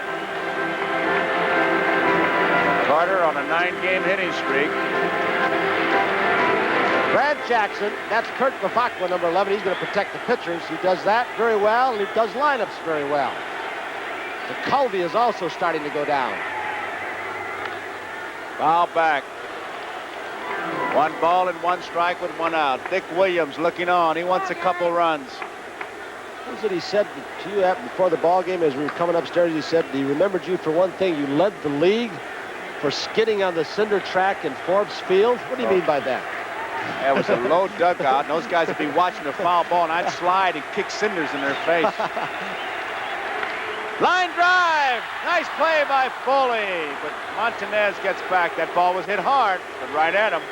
That's the key right there, right at him, Joe. There are more balls hit right at Foley. It's not the fact that he got up on this ball, made a good catch on a line drive, but balls are always hit right at him because he positions so well. Nice catch. Immediately looks down and looks to see if he can double the runner off at first base, Montanez. But you see that with him more than anybody. When Gary Templeton and some of the other speedy shortstop get his savvy, his maturity and everything else, can you imagine what Templeton will become, his speed? Just that experience. Cromartie is the batter. He struck out in the 2nd. He lined to left in the 5th.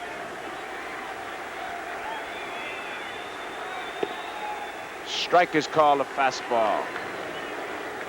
Cromartie's been on a little bit of a tear here. He's hit 9 of his last 10 games at a .419 clip. Pittsburgh 2, Montreal nothing. Bottom of the 7th. Strike. Warren didn't think so, so he's going to go out and regroup.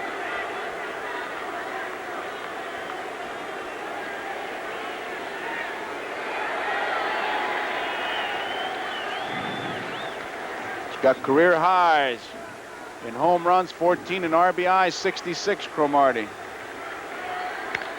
Base hit, right field. Hey, trying to trick play again with Foley going to his normal cutoff spot between 3rd and 2nd, but couldn't fool the veteran Montanez. Parker tried to throw behind him with Foley.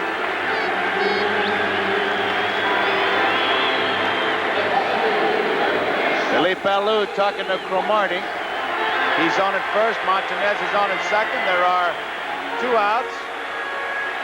National League East standings as we have a conference out at the now with Paris coming up. Montreal, a 2-game lead over Philadelphia. A 4.5-game lead over Pittsburgh. St. Louis has moved up to 4th. New York and then Chicago Cubs. Parrish got the big base hit last night to drive in Gary Carter as the Expos won it 1-0. He's up there now with 2 men out. Tying runs are on. Parrish struck out in the 3rd. He bounced out to the shortstop in the 5th.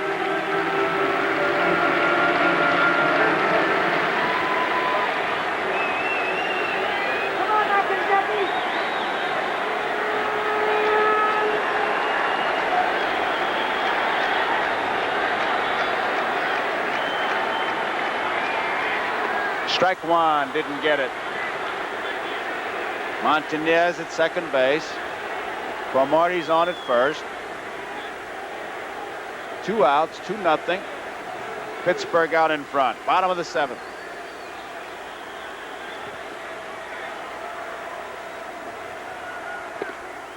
Fastball is a good one. 2 quick strikes. Robinson has struck out 7. He has not walked anyone. Both bullpens are busy.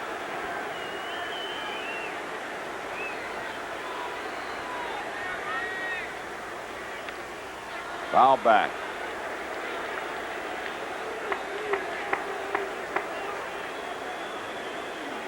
To Covey and Jackson for Pittsburgh. Sosa and Steve Ratzer.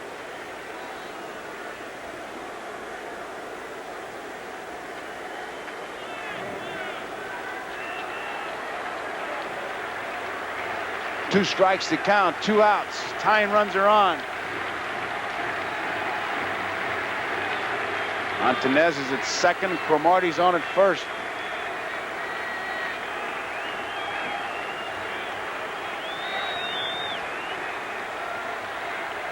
Fastball inside. 1 ball, 2 strikes. He's still throwing hard, Tony. He sure is. And you know, with Parrish obviously trying to protect the plate behind the hitter, maybe want to try and go to right field more. Gardner playing up the middle, holding the runner. So there's a pretty good hole between Gardner and Milner. Second baseman, first baseman.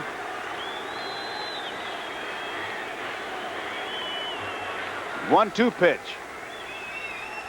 Foul back. Good pitch, good swing.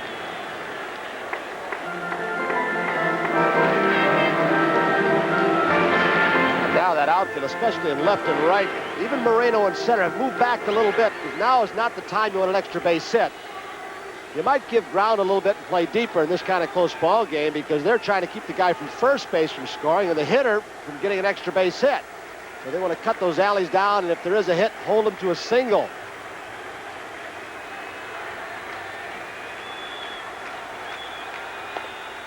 Quick throw to second base. Montanez is back. 2 balls, 2 strikes. Excuse me, Joe. That's Al Monchak, one of Tanner's coach's responsibility, and Bob Skinner, the hitting instructor, to keep that outfield right. Here comes a snap throw from Ott. It's kind of an ad-lib play, and it serves a purpose. That'll cut Montanez's lead off second base by maybe a step, give the outfielders a better chance to get him at the plate.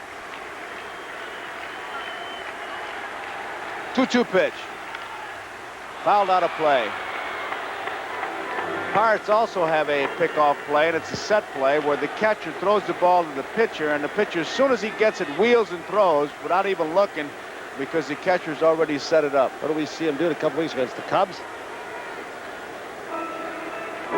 Who'd they get? I can't remember. Should. I want to say Randall, but I don't think it was Randall. Can't remember. Seen him do it a couple times.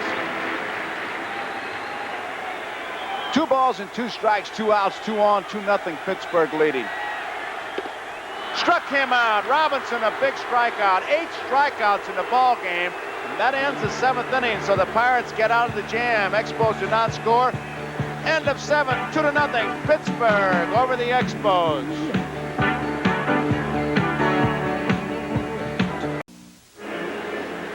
Well, there were a couple surprises in week 1 of the football season, and tomorrow, NBC Sports will bring you week 2 of the 1980 football season.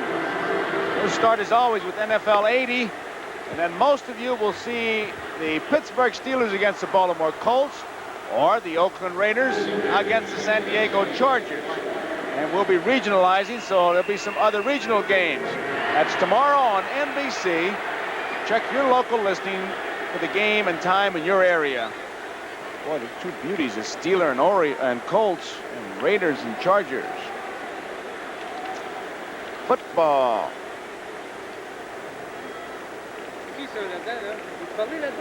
51,305 here. Fastball is a strike on Garner.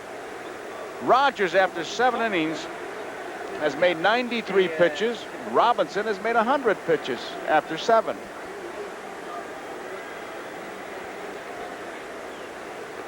Curveball misses. 1 ball and 1 strike. Gardner flied to right and flied to center. He's 0 for 2. Came into the game hitting .261.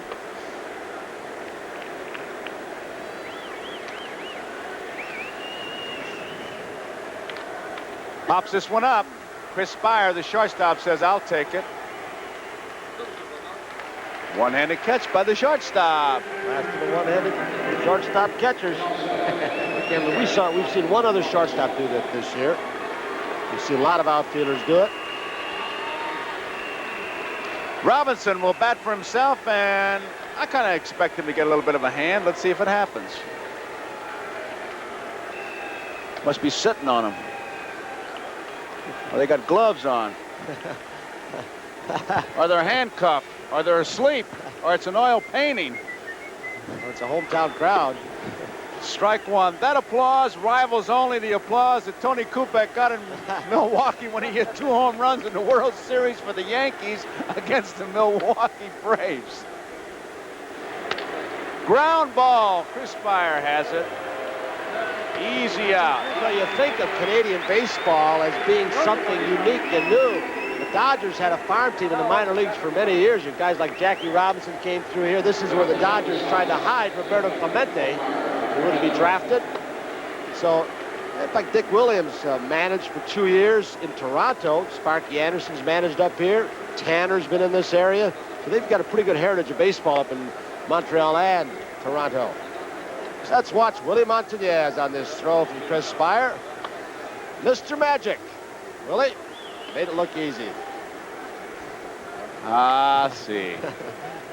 The reason for the delay is Moreno's going to take all the time he can. Here you see Montañez, Monchak, the Pittsburgh coach. Moreno's just now walking up to home plate. Give Robinson a chance to rest. Usually he might take even the step first out. pitch. Yeah, take the first pitch. Yeah. He's 0 for 3. He was called out on strikes his last time. Ow, wow. That's a bad spot for him to get hit, right in the knee. That hit him. He was taken all the way, Joe, like you said, and I think he got careless. He just wasn't reacting. He was going to take this pitch. Ooh, that got him right on the kneecap. You bet. I'll tell you, the guy that runs the scoreboard here, he has some... They want Tony Barterom to come running out here. Some great cartoons. That's what he's got up there now. A high, tight fastball before he had a razor and some shaving cream. Close shave. Moreno really got hit hard.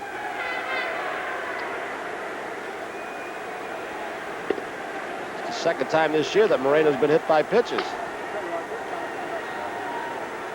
Yankees 4, Boston 2 at the end of 6 as Moreno's being attended to. John against Crawford. At the end of 8, it's the New York Mets 4, Chicago Cubs 2.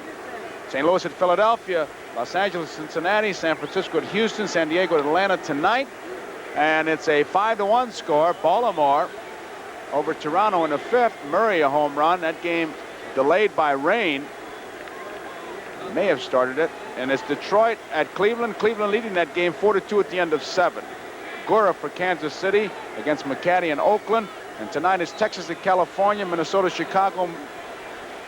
Minnesota's at Chicago, and Milwaukee's at Chicago, according to our scorecard. And that's going to be some series, boy. They're going to be busy going back and forth. We'll find out the real schedule. I got Steve Dance jumping around now. Milwaukee at Seattle. All right. Brenda's got a big lead. Snap throw, pretty quick move by Rogers. Moreno does something. You expect a big, tall guy like Moreno, who's almost 6'4", to be down in the crouch. Maury Wills took him out of that crouch when he coached him when he was down at the Pirate Tramps camp, saying, hey, you get down in the crouch, you tighten up your muscles, you got to stand up, then you got to go. So he straightened him up. Really improved the technique of Moreno. He's got a little shorter lead this time. He's 85 for 111. Diving back again. He's gotten him. He's making it close, though, Tony.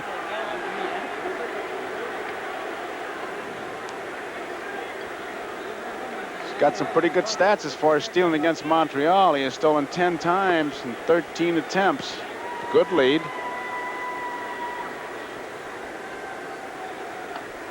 There he goes. Carter's got a good ball to handle. Safe. He went head first, though, Joe. He was talking about most of the times that, well, many of the times he's been caught stealing this year, it's because he's had to go feet first. The base, or the hitter rather, Foley does a job decoying Carter, got in his way as much as he could. The head first slide, Froemming inside the bag, as American Leaguers have gone this year. The umpires, little low throw, second low throw in this ball game that Carter has made, bouncing the ball. He's jumping back there, Tony. On that first shot we had, great coverage of the throw. You can see him, instead of stepping into it, he kind of jumps into his throw. He's been one of the best in throwing out potential base stealers in the National League this year. He's disgusted, and he didn't get Moreno because he had a good ball to handle. You can see he's still disgusted. But as he took the ball, he jumped into it, and that'll force you off many times. Montreal catchers have thrown out 61 of 101 attempted base stealers this year. That's not all Carter, of course, but mostly Carter. It's a good percentage. Fastball misses. Rogers is really disgusted. He thought that was a strike, but it's 2 balls and 1 strike, 2 outs. We're in the 8th. Pittsburgh's out in front 2-0, and Moreno's on at second. Up till a few years ago, they talked about Rogers, that this is what got him in trouble. He's matured a lot since then, but when something went wrong, he got very upset with himself and let him bother him, and he couldn't pitch. He settled down. Foul tip. 2 balls and 2 strikes.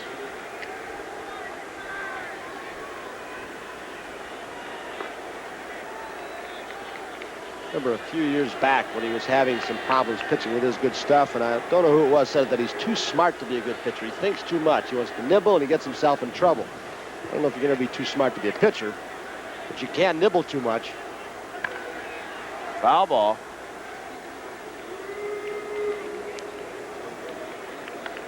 Moreno at second base. We're in the 8th inning. Pittsburgh's out in front 2-0. Easler hit a home run into second for the first run.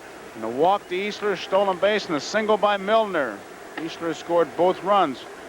1 base on balls given up by Rogers. It has come home to haunt him. Now he's hit Moreno. Moreno stole second. He's waiting to be driven in. There are 2 outs. Middle of the 7th. Yankees lead over Boston 4-2. Yankees playing with some hurt players. Willie Randolph with a jammed shoulder. Of course, Nettles may be out the rest of the year. Hepatitis. Rupert Jones out, the center fielder. Had some trouble with their pitching staff. Hauser has really rallied that team. How do you pick a manager of the year in either league this year? Boy, they got some real candidates.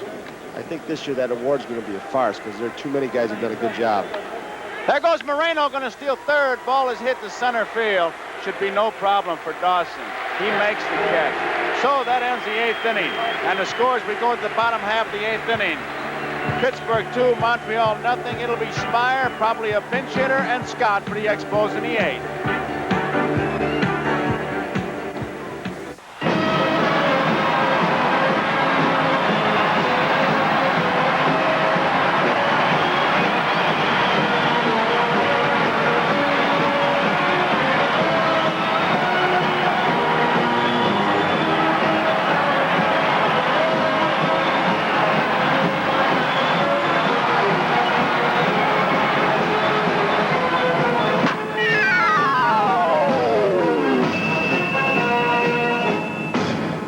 The preceding message was furnished by Major League Baseball.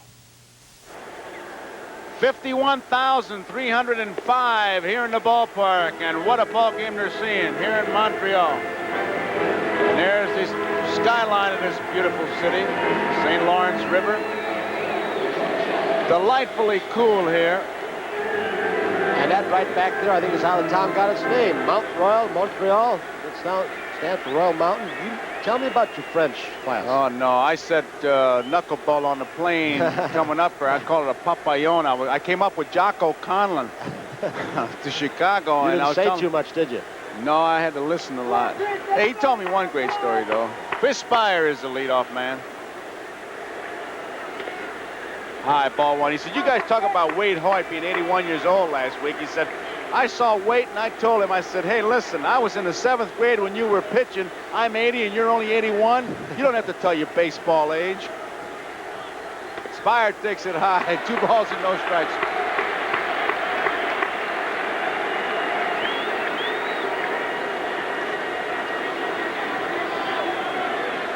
Two balls, no strikes. Pirates bullpen is going. Robinson gets behind Spire very quickly. Probably be a pinch hitter. In fact, Jerry White's come out on deck for Montreal. There's the strike. 2 balls and 1 strike. Switch hitter, Jerry White on deck. Rogers has pitched well, but you need runs. Foul back. I tell you, we came out in the cab today, and you know these ball players. I tell you, listening to the radio, trying to get those scores. Philadelphia and St. Louis last night. As soon as we said, I wonder what happened in the second game, Ed Ott says Cardinals won it. Right now, Montreal leading Philadelphia by 2, Pittsburgh by 4.5, but the Pirates are leading here 2-0. 8th inning. Curveball stays inside. Dodgers and Houston identical. 80 wins, 60 losses. Cincinnati only 3.5 out. Atlanta 8 games out. Baltimore 4 behind New York. We're going right down to the wire with these races. Big ball game here. 3-2 pitch. Ball 4. He's on. Time runs at the plate. And now he's being called back. Now what Williams is going to do is, if the first runner or hitter Spard made out, he probably would have sent out White to get something going. Now we'll send up somebody with a little more power, John Tamargo. He can hit the ball in the ballpark, and we'll also see a pinch runner for the Expos. Pinch runner is going to be Tim Raines. He's an infielder. That's number 30. Felipe Alou giving him some instructions. He'll run for Spire. And you better believe that Alou is saying, listen, your run means nothing. Don't get doubled off on a line drive. Make sure the ball touches the ground before you move. Watch the pickoff. Now he's getting his legs loose, running down the right field foul line. Which is a good idea. He's been sitting on the bench. There you see Spire. And that Montreal bench. Tamargo will be the pinch hitter for Rogers. That's the first base on balls. Given up by Robinson, who is checking with his defense. Tamargo hitting .222, 4 for 18 as a pinch hitter. .239 overall. He's switch hitter. He'd be batting left-handed against Robinson. .294 hitter left-handed. 2-0 Pittsburgh out in front. High, ball 1. We're in the 8th inning. Now Ott wants to talk to his pitcher. Pittsburgh bullpen busy. They've got their aces going. Hey, there's a cheer for the bus squad. That's Tom Hutton's group. In fact, he's written a song, lyrics, and the words. Hutton, pretty good musician.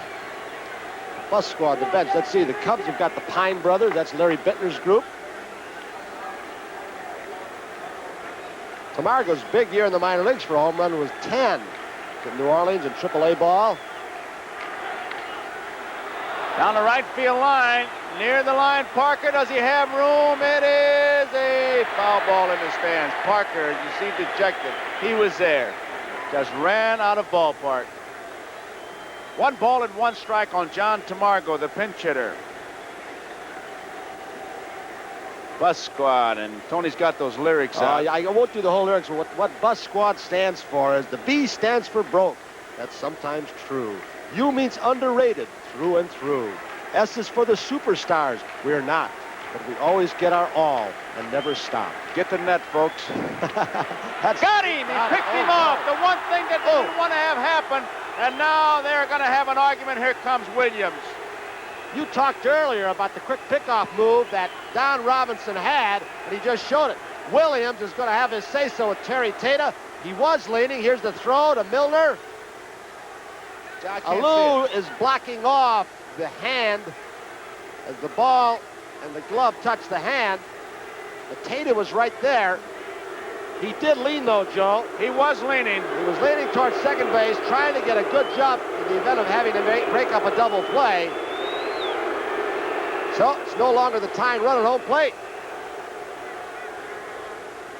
Dick Williams going to leave Tamargo hit now. He can now set back up Jerry White to get on and start this.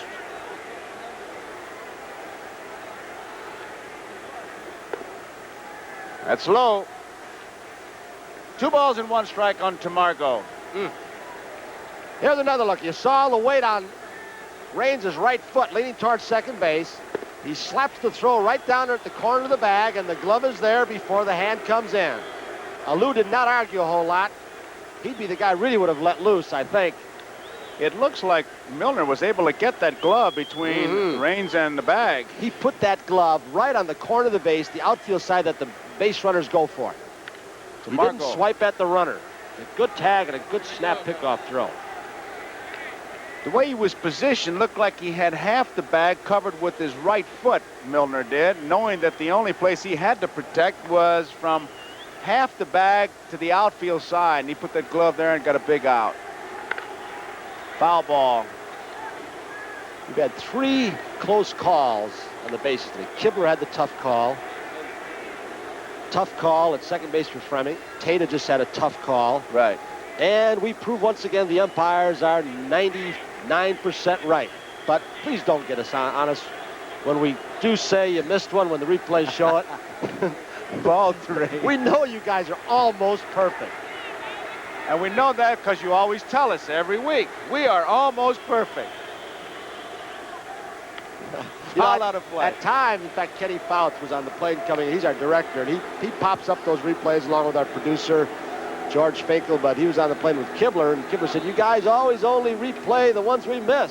We just played first base 3 times. It's one they've made. And at second base and at home. Popped up, weak swing. Should be an easy play for Madlock. It is. He was fooled completely. I don't think that since we've come into the ballpark, we've ever been greeted with a hello. It starts out, you so-and-so guys, always with, and then here we go. But they've had some tough plays, good calls, and a good ball game. Don't have to tell you about the importance of this series. So we look at Scott. Scott is 0 for 3. Left field. Should be no problem for Easler. He's waiting. He makes the catch. So it ends up a 1-2-3 inning in the 8th inning. We complete 8 innings of baseball here. The score, Pittsburgh 2, Montreal nothing. Parker, Easler, and Madlock in a 9 for Pittsburgh. Thursday on Games People Play, the arm wrestling finals, girls gymnastics, and another dangling escape above a pool of hungry sharks. Games People Play Thursday on NBC. The new shortstop for the Montreal EXPOS, Jerry Manuel. And the new pitcher, Woodie Fryman. Fryman, he just comes in, throws strikes, and go to it, boys. There is an outside view. Olympic Stadium, the Olympic Complex. We're right down inside that domed area. So Dave Parker leads it off here. Parker 0 for 3. Fair ball. Extra bases for Parker. He rounds first. He's digging hard. He'll go in with a double. So on the first pitch by Fryman, Parker doubles to right. And the Mets defeat the Cubs 4-2. They snap a 13-game losing streak.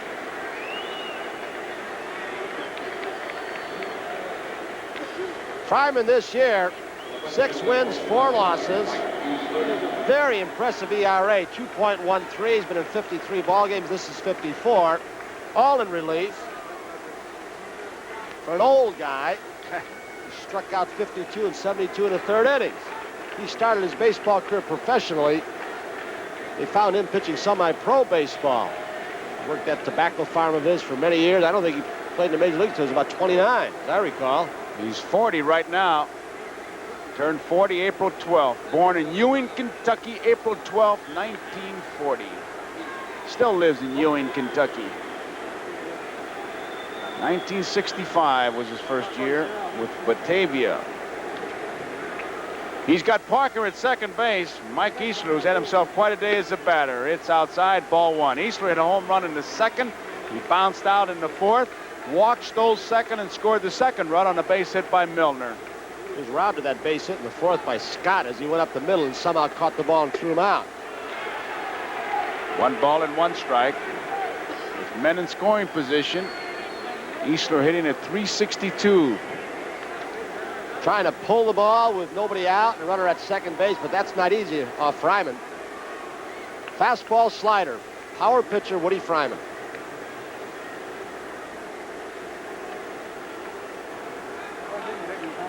How many times over the last 8-9 years have you heard Woodie Fryman say, I'm going back to that tobacco farm and go back into farming, I'm getting out of baseball, and then that year comes around to give him another contract. Little looper center field. Dawson coming in. He can't get it. Parker will have to stop at 3rd. Easler has himself another base hit. It's first and third, nobody out, and Madlock the batter. And that's Monchak talking to Easler now as Fryman's in deep trouble, but did you see Dave Parker coming to third base? He barely stood up. Nice try. He tried to keep the ball in front of him, then he can't find it, but he did keep Parker from scoring and hold the runner at first base.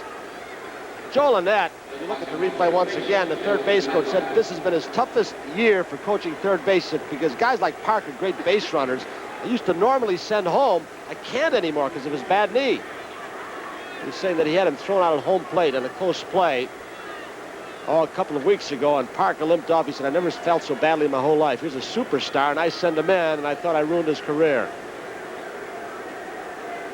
Lynette going over all the possibilities as Madlock just waits. There's a big conference on the mound now.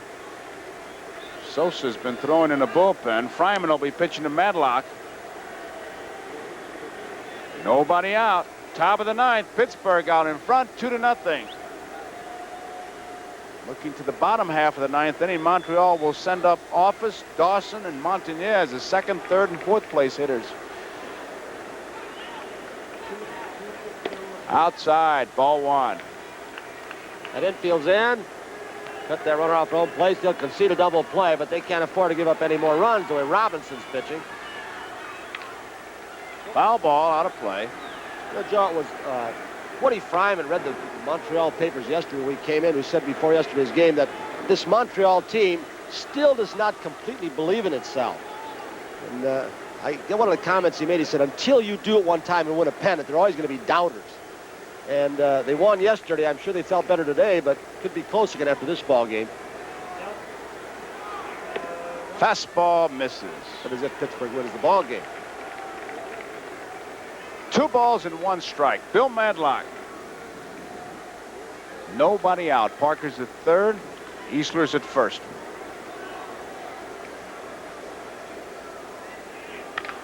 Bouncing ball. Fryman. He's going to go to first.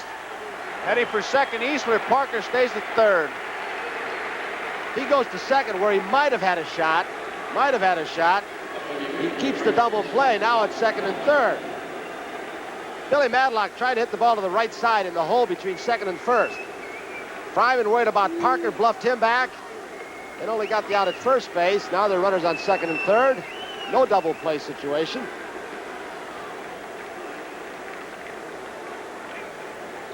So it brings up John Milner. Milner drove in the second Pirate run with a single to right field. He had another base hit in the fifth when his ground ball hit the base runner Madlock, and he bounced out to the first baseman unassisted. Asked the third base umpire, says Carter. No, says Dick Stello, so it's ball one.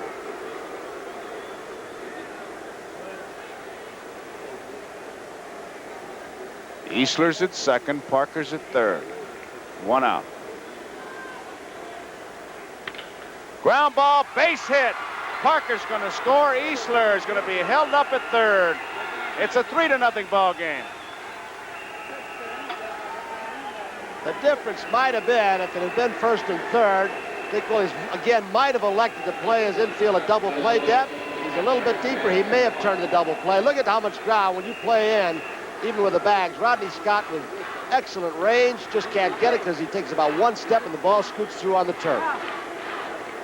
Tony Parker is the big man on this club, but this game is pretty indicative of this whole Pittsburgh club as we see Willie Stargell, who is not going to be of much help to the club the rest of the way. Easler, 2 base hits, 2 runs scored. He's at third. Milner, 3 base hits, 2 RBIs. Ed Ott, the infield is halfway. Ott is 0 for 3. High and tight, ball one. It makes this game so intriguing, though, doesn't it? Had Woodie Fryman bluffed Parker back and gone to second, they might have been out of the inning with just 2 runs. If they move back now with runners on first and third. Ground ball to Fryman. He goes to second. 1 out. Drops the ball. He had the ball out of his glove. He had the ball out of his glove, so Milner is out, but the run scores. That's a play we were talking about in Toronto just 2 nights ago. I was sitting with Johnny Stevens, who was a former American League umpire, and he said, once that guy down in the pivot pulls the ball out of his glove in the bare hands, the play is completed. We'll watch, Manuel. Ball's in the... Well, it came out of both hands. He was taking it out. He didn't have it completely out, but Bruce Froemming says, and that's another judgment call that Froemming has, a tough one. Said he had control of the ball. He was taking it out in his bare hand, so he at least gets the force out. But might have allowed a run to come home. Dick Williams has added a few more gray hairs to the temple. He's had some tough plays to watch today. He had a tying run at the plate situation with a man on first and put a pinch run in and got him picked off. Garner. A base hit. Garner singles into center field. Ott stops at second. Woodie Fryman, a rough outing.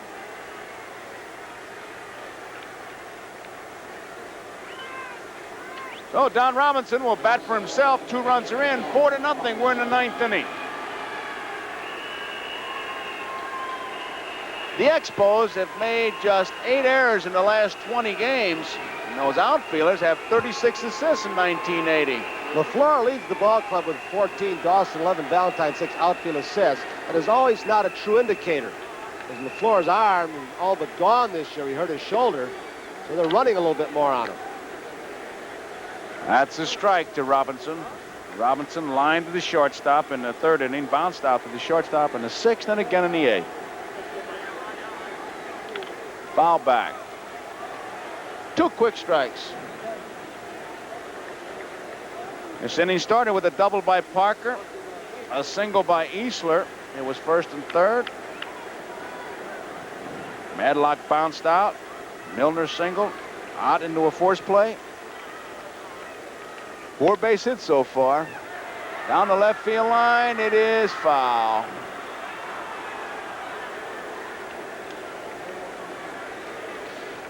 Next Saturday, Yankees and Red Sox.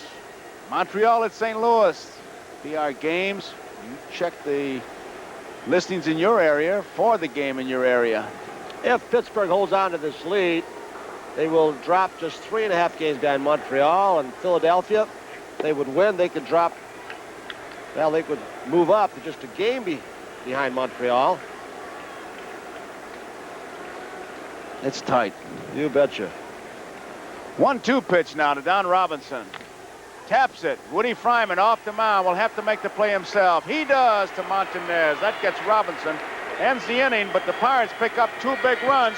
We go into the bottom half of the 9th inning. It's Pittsburgh 4, Montreal nothing. Offers Dawson and Montanez for the Expos in the bottom of the 9th. Let's check the scoreboard and see how Coleco's head-to-head electronic baseball stacks up against the competition.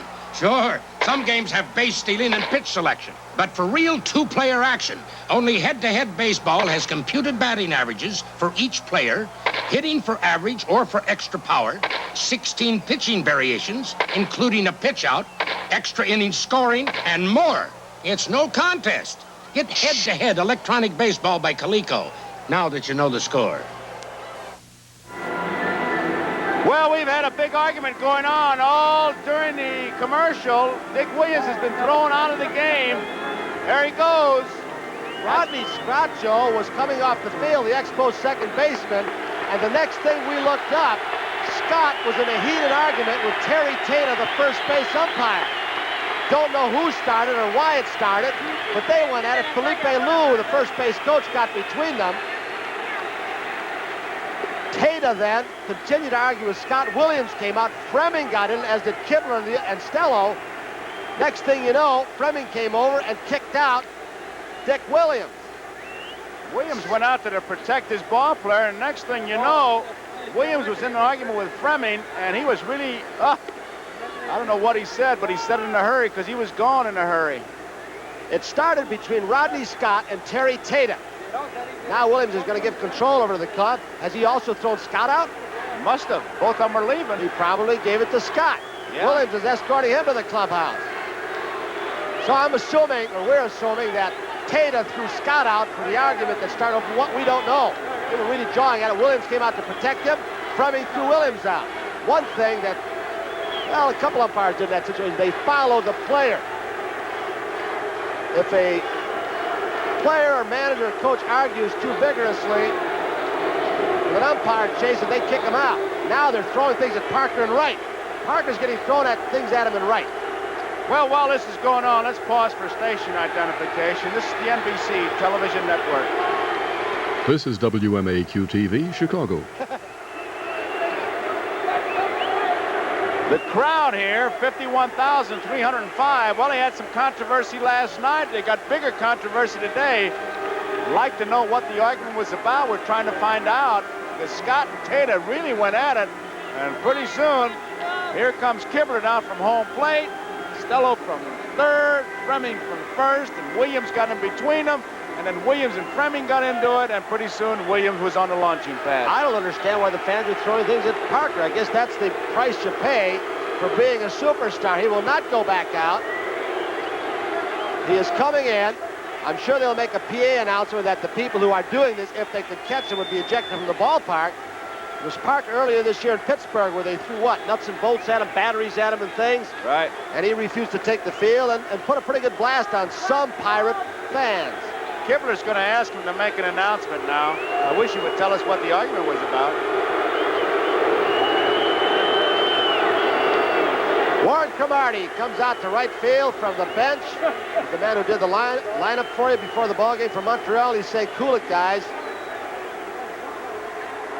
I remember Yogi Berra, the Cincinnati playoffs when Rose upended Bud Harrelson. Second base, the fans were all over Rose, and Yogi went out along with a couple of players. Siebert, right, the fans in Shea Stadium.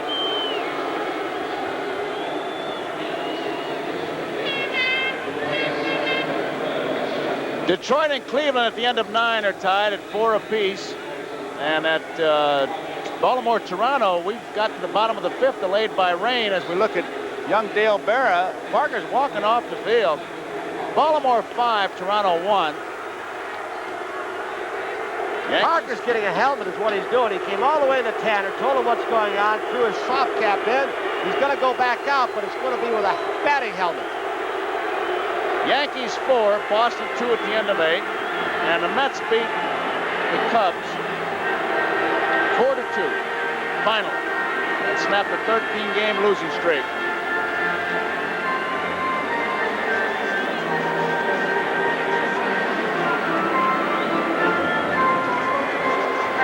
NBC's Game of the Week has been brought to you by Ford and your Ford dealers who bring you the better idea cars and trucks for the 80s.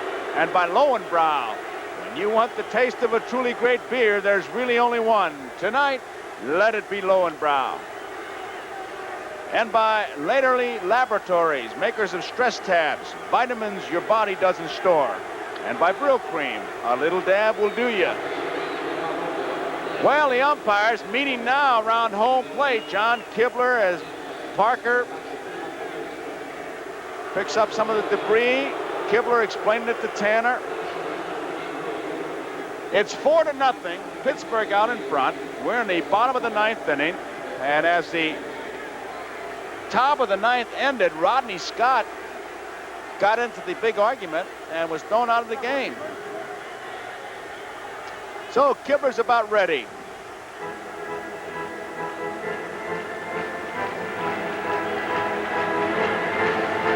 So it's been quite a rhubarb here. Rodney Scott got into an argument with the umpire at first base, Terry Tata, and then Dick Williams came out to help his ball player.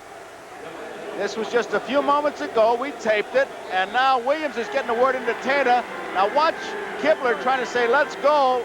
And right about here, Bruce Froemming, who's kind of trailing the play, the umpire looks like Spanky right here. Now he gets in a discussion. Now watch what happens. He's setting him up for the launching pad, and pretty soon Dick Williams will say the magic word. The duck came down, and there goes Dick Williams. Joe Garagiola with Tony Kubek here in Montreal. We're finally going to get the 9th inning going. Fastball by Robinson is outside the office. Ball 1. It's 4-0 Pittsburgh over the Expos. 2 runs in the 9th inning for Pittsburgh. And they have a 4-0 lead here in the 9th. There is ball 2. A home run by Easler in the 2nd inning. A walk and a stolen base by Easler. Scored on Milner's base hit. That was in the 7th. And then 2 runs in the 9th, and it's 4-0. And there's the strike. 2 balls and 1 strike. Office, 1 for 3. Robinson has pitched a very strong game. He struck out 8. He's walked 1. He has allowed just 4 base hits. That's out of play. Tony Kubek has made his way down to the field. Office with the count of 2 balls and 2 strikes. And 9th inning for Pittsburgh was a double by Parker to lead it off, a single by Easler. Parker stopped at 3rd. Madlock tapped. 2nd and 3rd. Parker did not score. Milner then, a base hit, drove in a run. Ott hit into a force play to drive in the 2nd run. Count remains at 2-2. Pittsburgh bullpen busy. Rodney Scott and Dick Williams ejected. There you see Tucovy. Recognize that delivery, and the left-hander is Grant Jackson.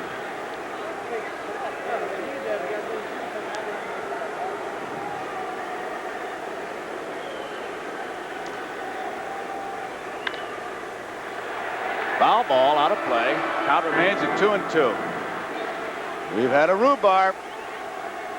I bet old Ron Luciano, if he was able to listen to us in Fenway Park, wishing he was right in the middle of it as the peacemaker. 2-2 pitch. 3-2. These Pirates, home run by Easler, walk and a stolen base by Easler in a single, 2 runs, and then 2 runs in the 9th. 3-2 pitch. It's popped up in the infield. Milner says, "I'll take it." Waves everybody off, and there's 1 out. So it's 4-0. 1 out in the bottom of the 9th. Pittsburgh leading. And that brings up Andre Dawson. Dawson flied to center field, bounced out short to 1st, and then struck out. Robinson has struck out 8, walked 1. The Pirates needed a strong pitching performance, and they certainly got it from Robinson today.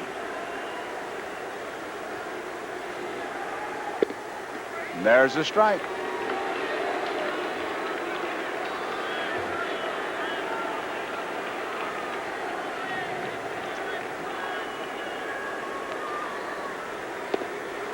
Strike 2. The executive producer of NBC Sports is Don Oldmeyer. The coordinating producer of baseball is Michael Weissman. The telecast for today's Game of the Week has been produced by George Finkel, directed by Ken Fouts. A foul ball out of play.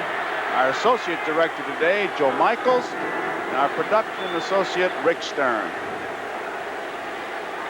A good ball game. 1 home run. In the 2nd by Easler, and a lot of fireworks by Williams and Scott, who ended up being ejected in the 9th inning. Bouncing ball. Madlock has it at 3rd. Quick throw to 1st. In time. 2 away. So the Pirates 1 out away. Should they win this game, they'll be 3.5 behind. Montreal came in leading Philadelphia by 2, Pittsburgh by 4.5. Big ball game. Willie Montanez is the batter. He struck out in the 2nd, struck out in the 4th, and single to left in the 7th.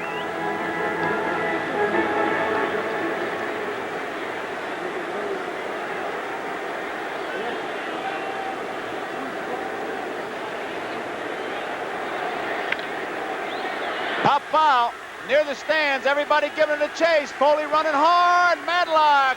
He makes the play. Madlock makes the play, and that's the ball game. So that's it. 4-0. Pittsburgh over Montreal. So long.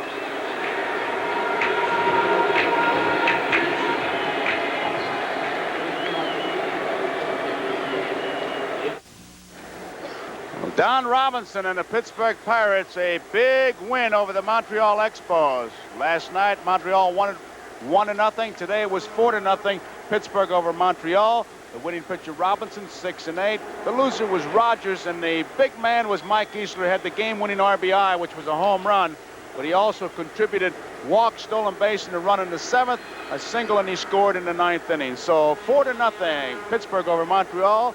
And we'll be right back with some interviews, highlights right after these messages from your local station.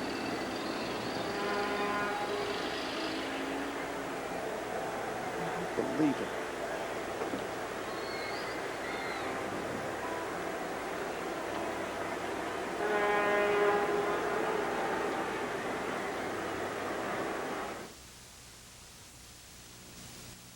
Channel 5, Chicago.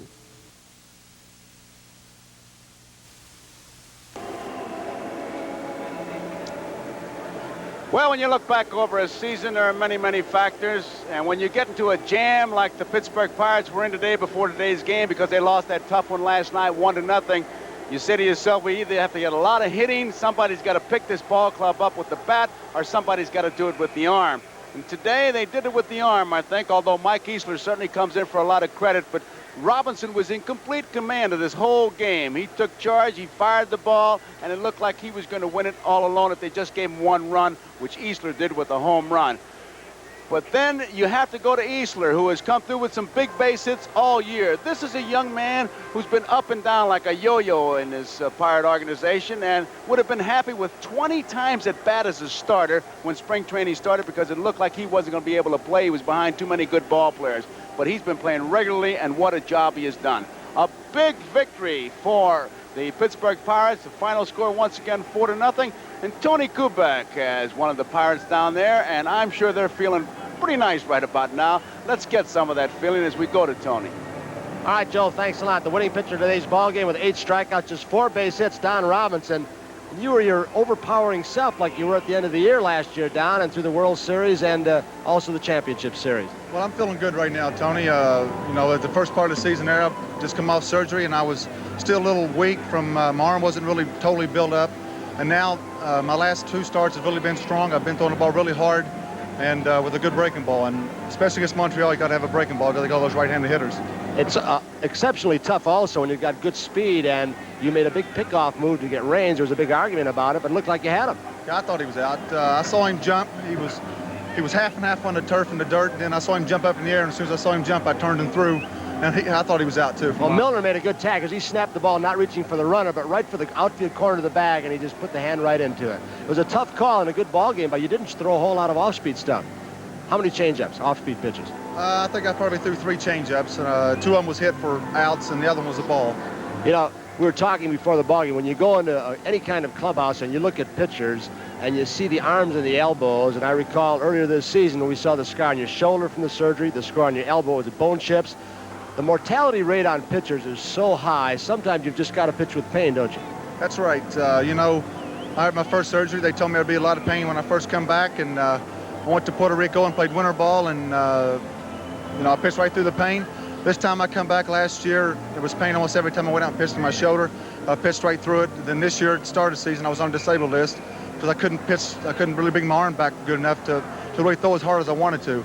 But now, you know, there's hardly no pain in my shoulder at all, and it's really building up, and it's starting to feel real good. Don, I want to thank you. Big ball game. You've pulled it within 3.5. Congratulations to you and the Pirates. Right now, we're going to take you to Merle Harmon and Ron Luciano up in Boston for a report. Here we are with Tommy John, a hero today, and 21 wins, Tommy. This rival. You never thought it when I was a young kid and you were a young aspiring umpire. You never thought that I could win 20, did you? No, I still don't. I think you cheated on something. Oh, hey, how'd you do it today? I did it with my fastball. I think I threw maybe a total of about 6 curveballs all game. And in this ballpark, that's a rarity. You know, you don't see that very often. But I had a good fastball all day, and I just kept throwing it, and Rick kept calling it. And, you know, left-handers aren't supposed to be that smart, so I just kept throwing the ball up there. And actually, the last couple innings, my ball was moving better because my arm was getting tireder. The last inning, I didn't have a lot left speed-wise, but when that happens, the ball moves more. It does, and that sinks a lot more with a little less velocity, doesn't it? And that's one of the things a sinker baller has to fight early in the game. Early in the game, I was a little wild. I was up with my pitches. I felt good and strong. It's a cool day here, and you tend to overthrow. And when you do that, it can be a short day. That play by Willie Randolph, that double play ball, got you out of more trouble. And have you ever seen a double play like that before? I've never seen one.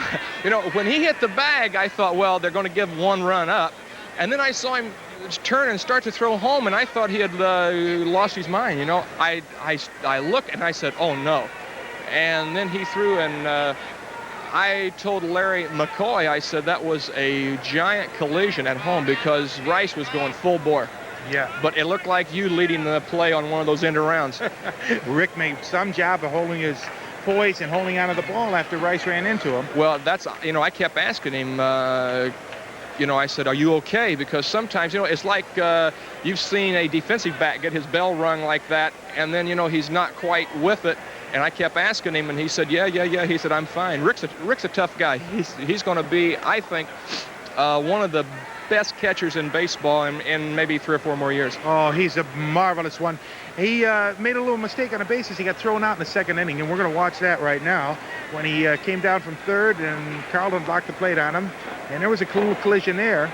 Well, I thank heavens for designated batters because that keeps me off the base paths, and my wife was worried about my safety on the bases. But the last catcher I tangled with was Johnny Bench. And Preston Gomez tried to score me from first base on a double with 2 out in Cincinnati. I ran out of gas somewhere between 3rd and home. I hit Bench, shin guards, leg split. Tommy was gone, out and gone. Terrific. Tommy John, a great job, and now we'll go back up to Merle Harmon. Thanks, Ronnie. Okay, Ron and Tommy, thank you very much. Where did you get that sweatshirt anyway, or the T-shirt that he was wearing? He had a Boston shirt on. Well, we had an exciting game here in Boston today, and certainly an exciting game in Montreal where the Pirates took on the Expos. And Joe and Tony reported on that game, and it's time for an update from Montreal. And that's the way it'll be as we go down the stretch here. I tell you, pennant races, this is when it really gets interesting. Next week, I imagine it'll be more of the same. It'll be the Yankees and the Red Sox. Montreal will be in St. Louis. More battling.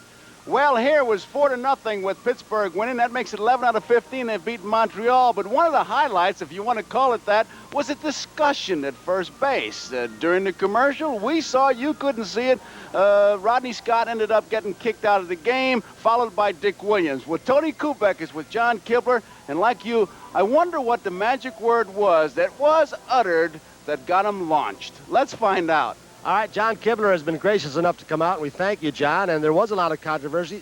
But let's go back to last night, because there was controversy last night when Dick Williams came out and said the balls were being cut. Tanner came out and said the balls were being cut. So you're in the middle of things in the thick of the pennant race. Well, sure, Tony. That's the way it goes this time of the year. Everybody's fighting to get in first place, and those things are going to happen. Everybody's trying to use every angle they can think of to win. All right, now you've got a controversial pickoff play, although our replay showed that the Kid Raines was picked off by Don Robinson. It was a proper call by Tata, but then it went on from there. And we're going to show this controversial call. It really isn't controversial because Miller slaps the tag down on this thing. He gets the tag between the base and the hand. Felipe Alou doesn't argue, but that isn't where it stopped because we went into a commercial and then there was a big argument. What did you see? Well, there's no sense us getting into personality. Scott had a few words with Terry, and Terry threw him out of the game. The play is over. We settle it. Williams come out and argued. Why should Scott pick up the argument? Scott is not a manager. He's not a coach. He's got to go to his position and play ball. If they want to argue with the umpires, they're just going to get in trouble, and they're not going to win ball games trying to umpire. All right, now Dick Williams comes out. He's got to come out to defend his player and protect him so he doesn't get overly abusive. Scott's already gone. Froemming comes over, and you went over first as the crew chief of this crew and got involved, and then Williams is gone. What was going on there? Well, of course, we've had a few run-ins with Rodney all year, and when I went down, I just merely tried to get Terry and Rodney apart and keep Rodney from bumping him or getting suspended. They need Rodney. We don't want to see ball players do that, but we're not going to take any guff from them, and we shouldn't have to. Now, as soon as the argument, Williams come out, he said, you guys have been on him all year. So now Bruce said, oh, it's a two-way street, He's been on us, too, and then they got into it, and then, of course, Williams got run. Well, many times I think players expect umpires, and unjustifiably so, to just stand there and take everything, and it isn't that way, is it? No. What happens, how far do you go with a guy before you say you're gone? I'm sure that's a generalization, but there's a point where you can only take so much. Well, that's a tough question. There isn't any one point where you can say, unless they swear or they use a few of the terms in baseball that that we automatically throw people out for. But a player like Scott, who is always arguing, always crying, always complaining, even when the plays don't involve him, he's always in trouble with all umpires, and until he learns to control himself, he's going to cause trouble, and guys like this you don't take much from. The ball players that don't complain only when they think they have a legitimate beef, then, you know, you'll take something from them, a lot more. All right. We had a little electronic switch here. That's why I took the pause, but I'd like to talk to you a little bit more. There has been some kind of sensitivity, and there should be on the part of umpires, to the replay. The instant replay, and Joe and I have said it many times, 99% of the time, it proves you guys are right. But some umpires are sensitive. We think at times overly sensitive that, well, some have said to us, you only replay our bad calls. Do you feel that way? Yes, in fact, I'm probably the one that said that. You were probably talking to Kenny Fouts. I flew with him on the plane, and I told him that from watching TV and watching the games, it seems like that when we make a mistake, you show the play from every angle that you can think of. It seems like sometimes you must have 50 cameras because you show so many angles and say, well, look at it this way, look at it that way, look at it this way. But then when we make a great play, or if we make a good call or something, you say, well, see, the umpire got it right, and you showed it one time and see ya. I just want to let you know something today. We showed 3 plays of the play at first, maybe 4. Your call was an excellent one because you waited to see everything happen at home plate. We showed that 3 or 4 times. And second base, a call that Froemming made, which was correct. We must have shown that 3 or 4 times, too. So we proved again you guys are 99%. You did me some good for you talking bet. to Kenny. John Kibler, our thanks to you for coming out. And we know you appreciate our job. We appreciate the toughness you've got, especially in the pennant race. Thanks so much. Right now, let's go back to Joe Garagiola. Okay, Tony. Well, there you got it. Never did find out what they said, and I'm going to wonder until I see Bruce Froemming, why did he get involved? At any rate, he did get involved. They all got involved, and when it was all over, the scoreboard read that the Pittsburgh Pirates defeated the Montreal EXPOS 4-0. So this race continues. It tightens up a little bit, and it'll tighten up this week. Next week, we'll have the Yankees and the Red Sox, and it'll be Montreal at St. Louis. But here, a final score once again, 4-0 Pittsburgh over the Montreal EXPOS. Joe Garagiola for Tony Kubek saying so long. Saturday, again, it's baseball. The important National League game between the Montreal EXPOS and the St. Louis Cardinals or the Boston Red Sox and the Yankees. And tomorrow, regional football featuring Pittsburgh at Baltimore or Oakland at San Diego. And we're regionalizing, so we'll have some other exciting games. So you check your local listings. You'll see it all right here on NBC. Sister Sledge guest stars on BJ and the Bear. Say hello to Sister Sledge, BJ. And hello, Trouble, when BJ and a lady cop tangle with a deadly cocaine smuggling ring Saturday.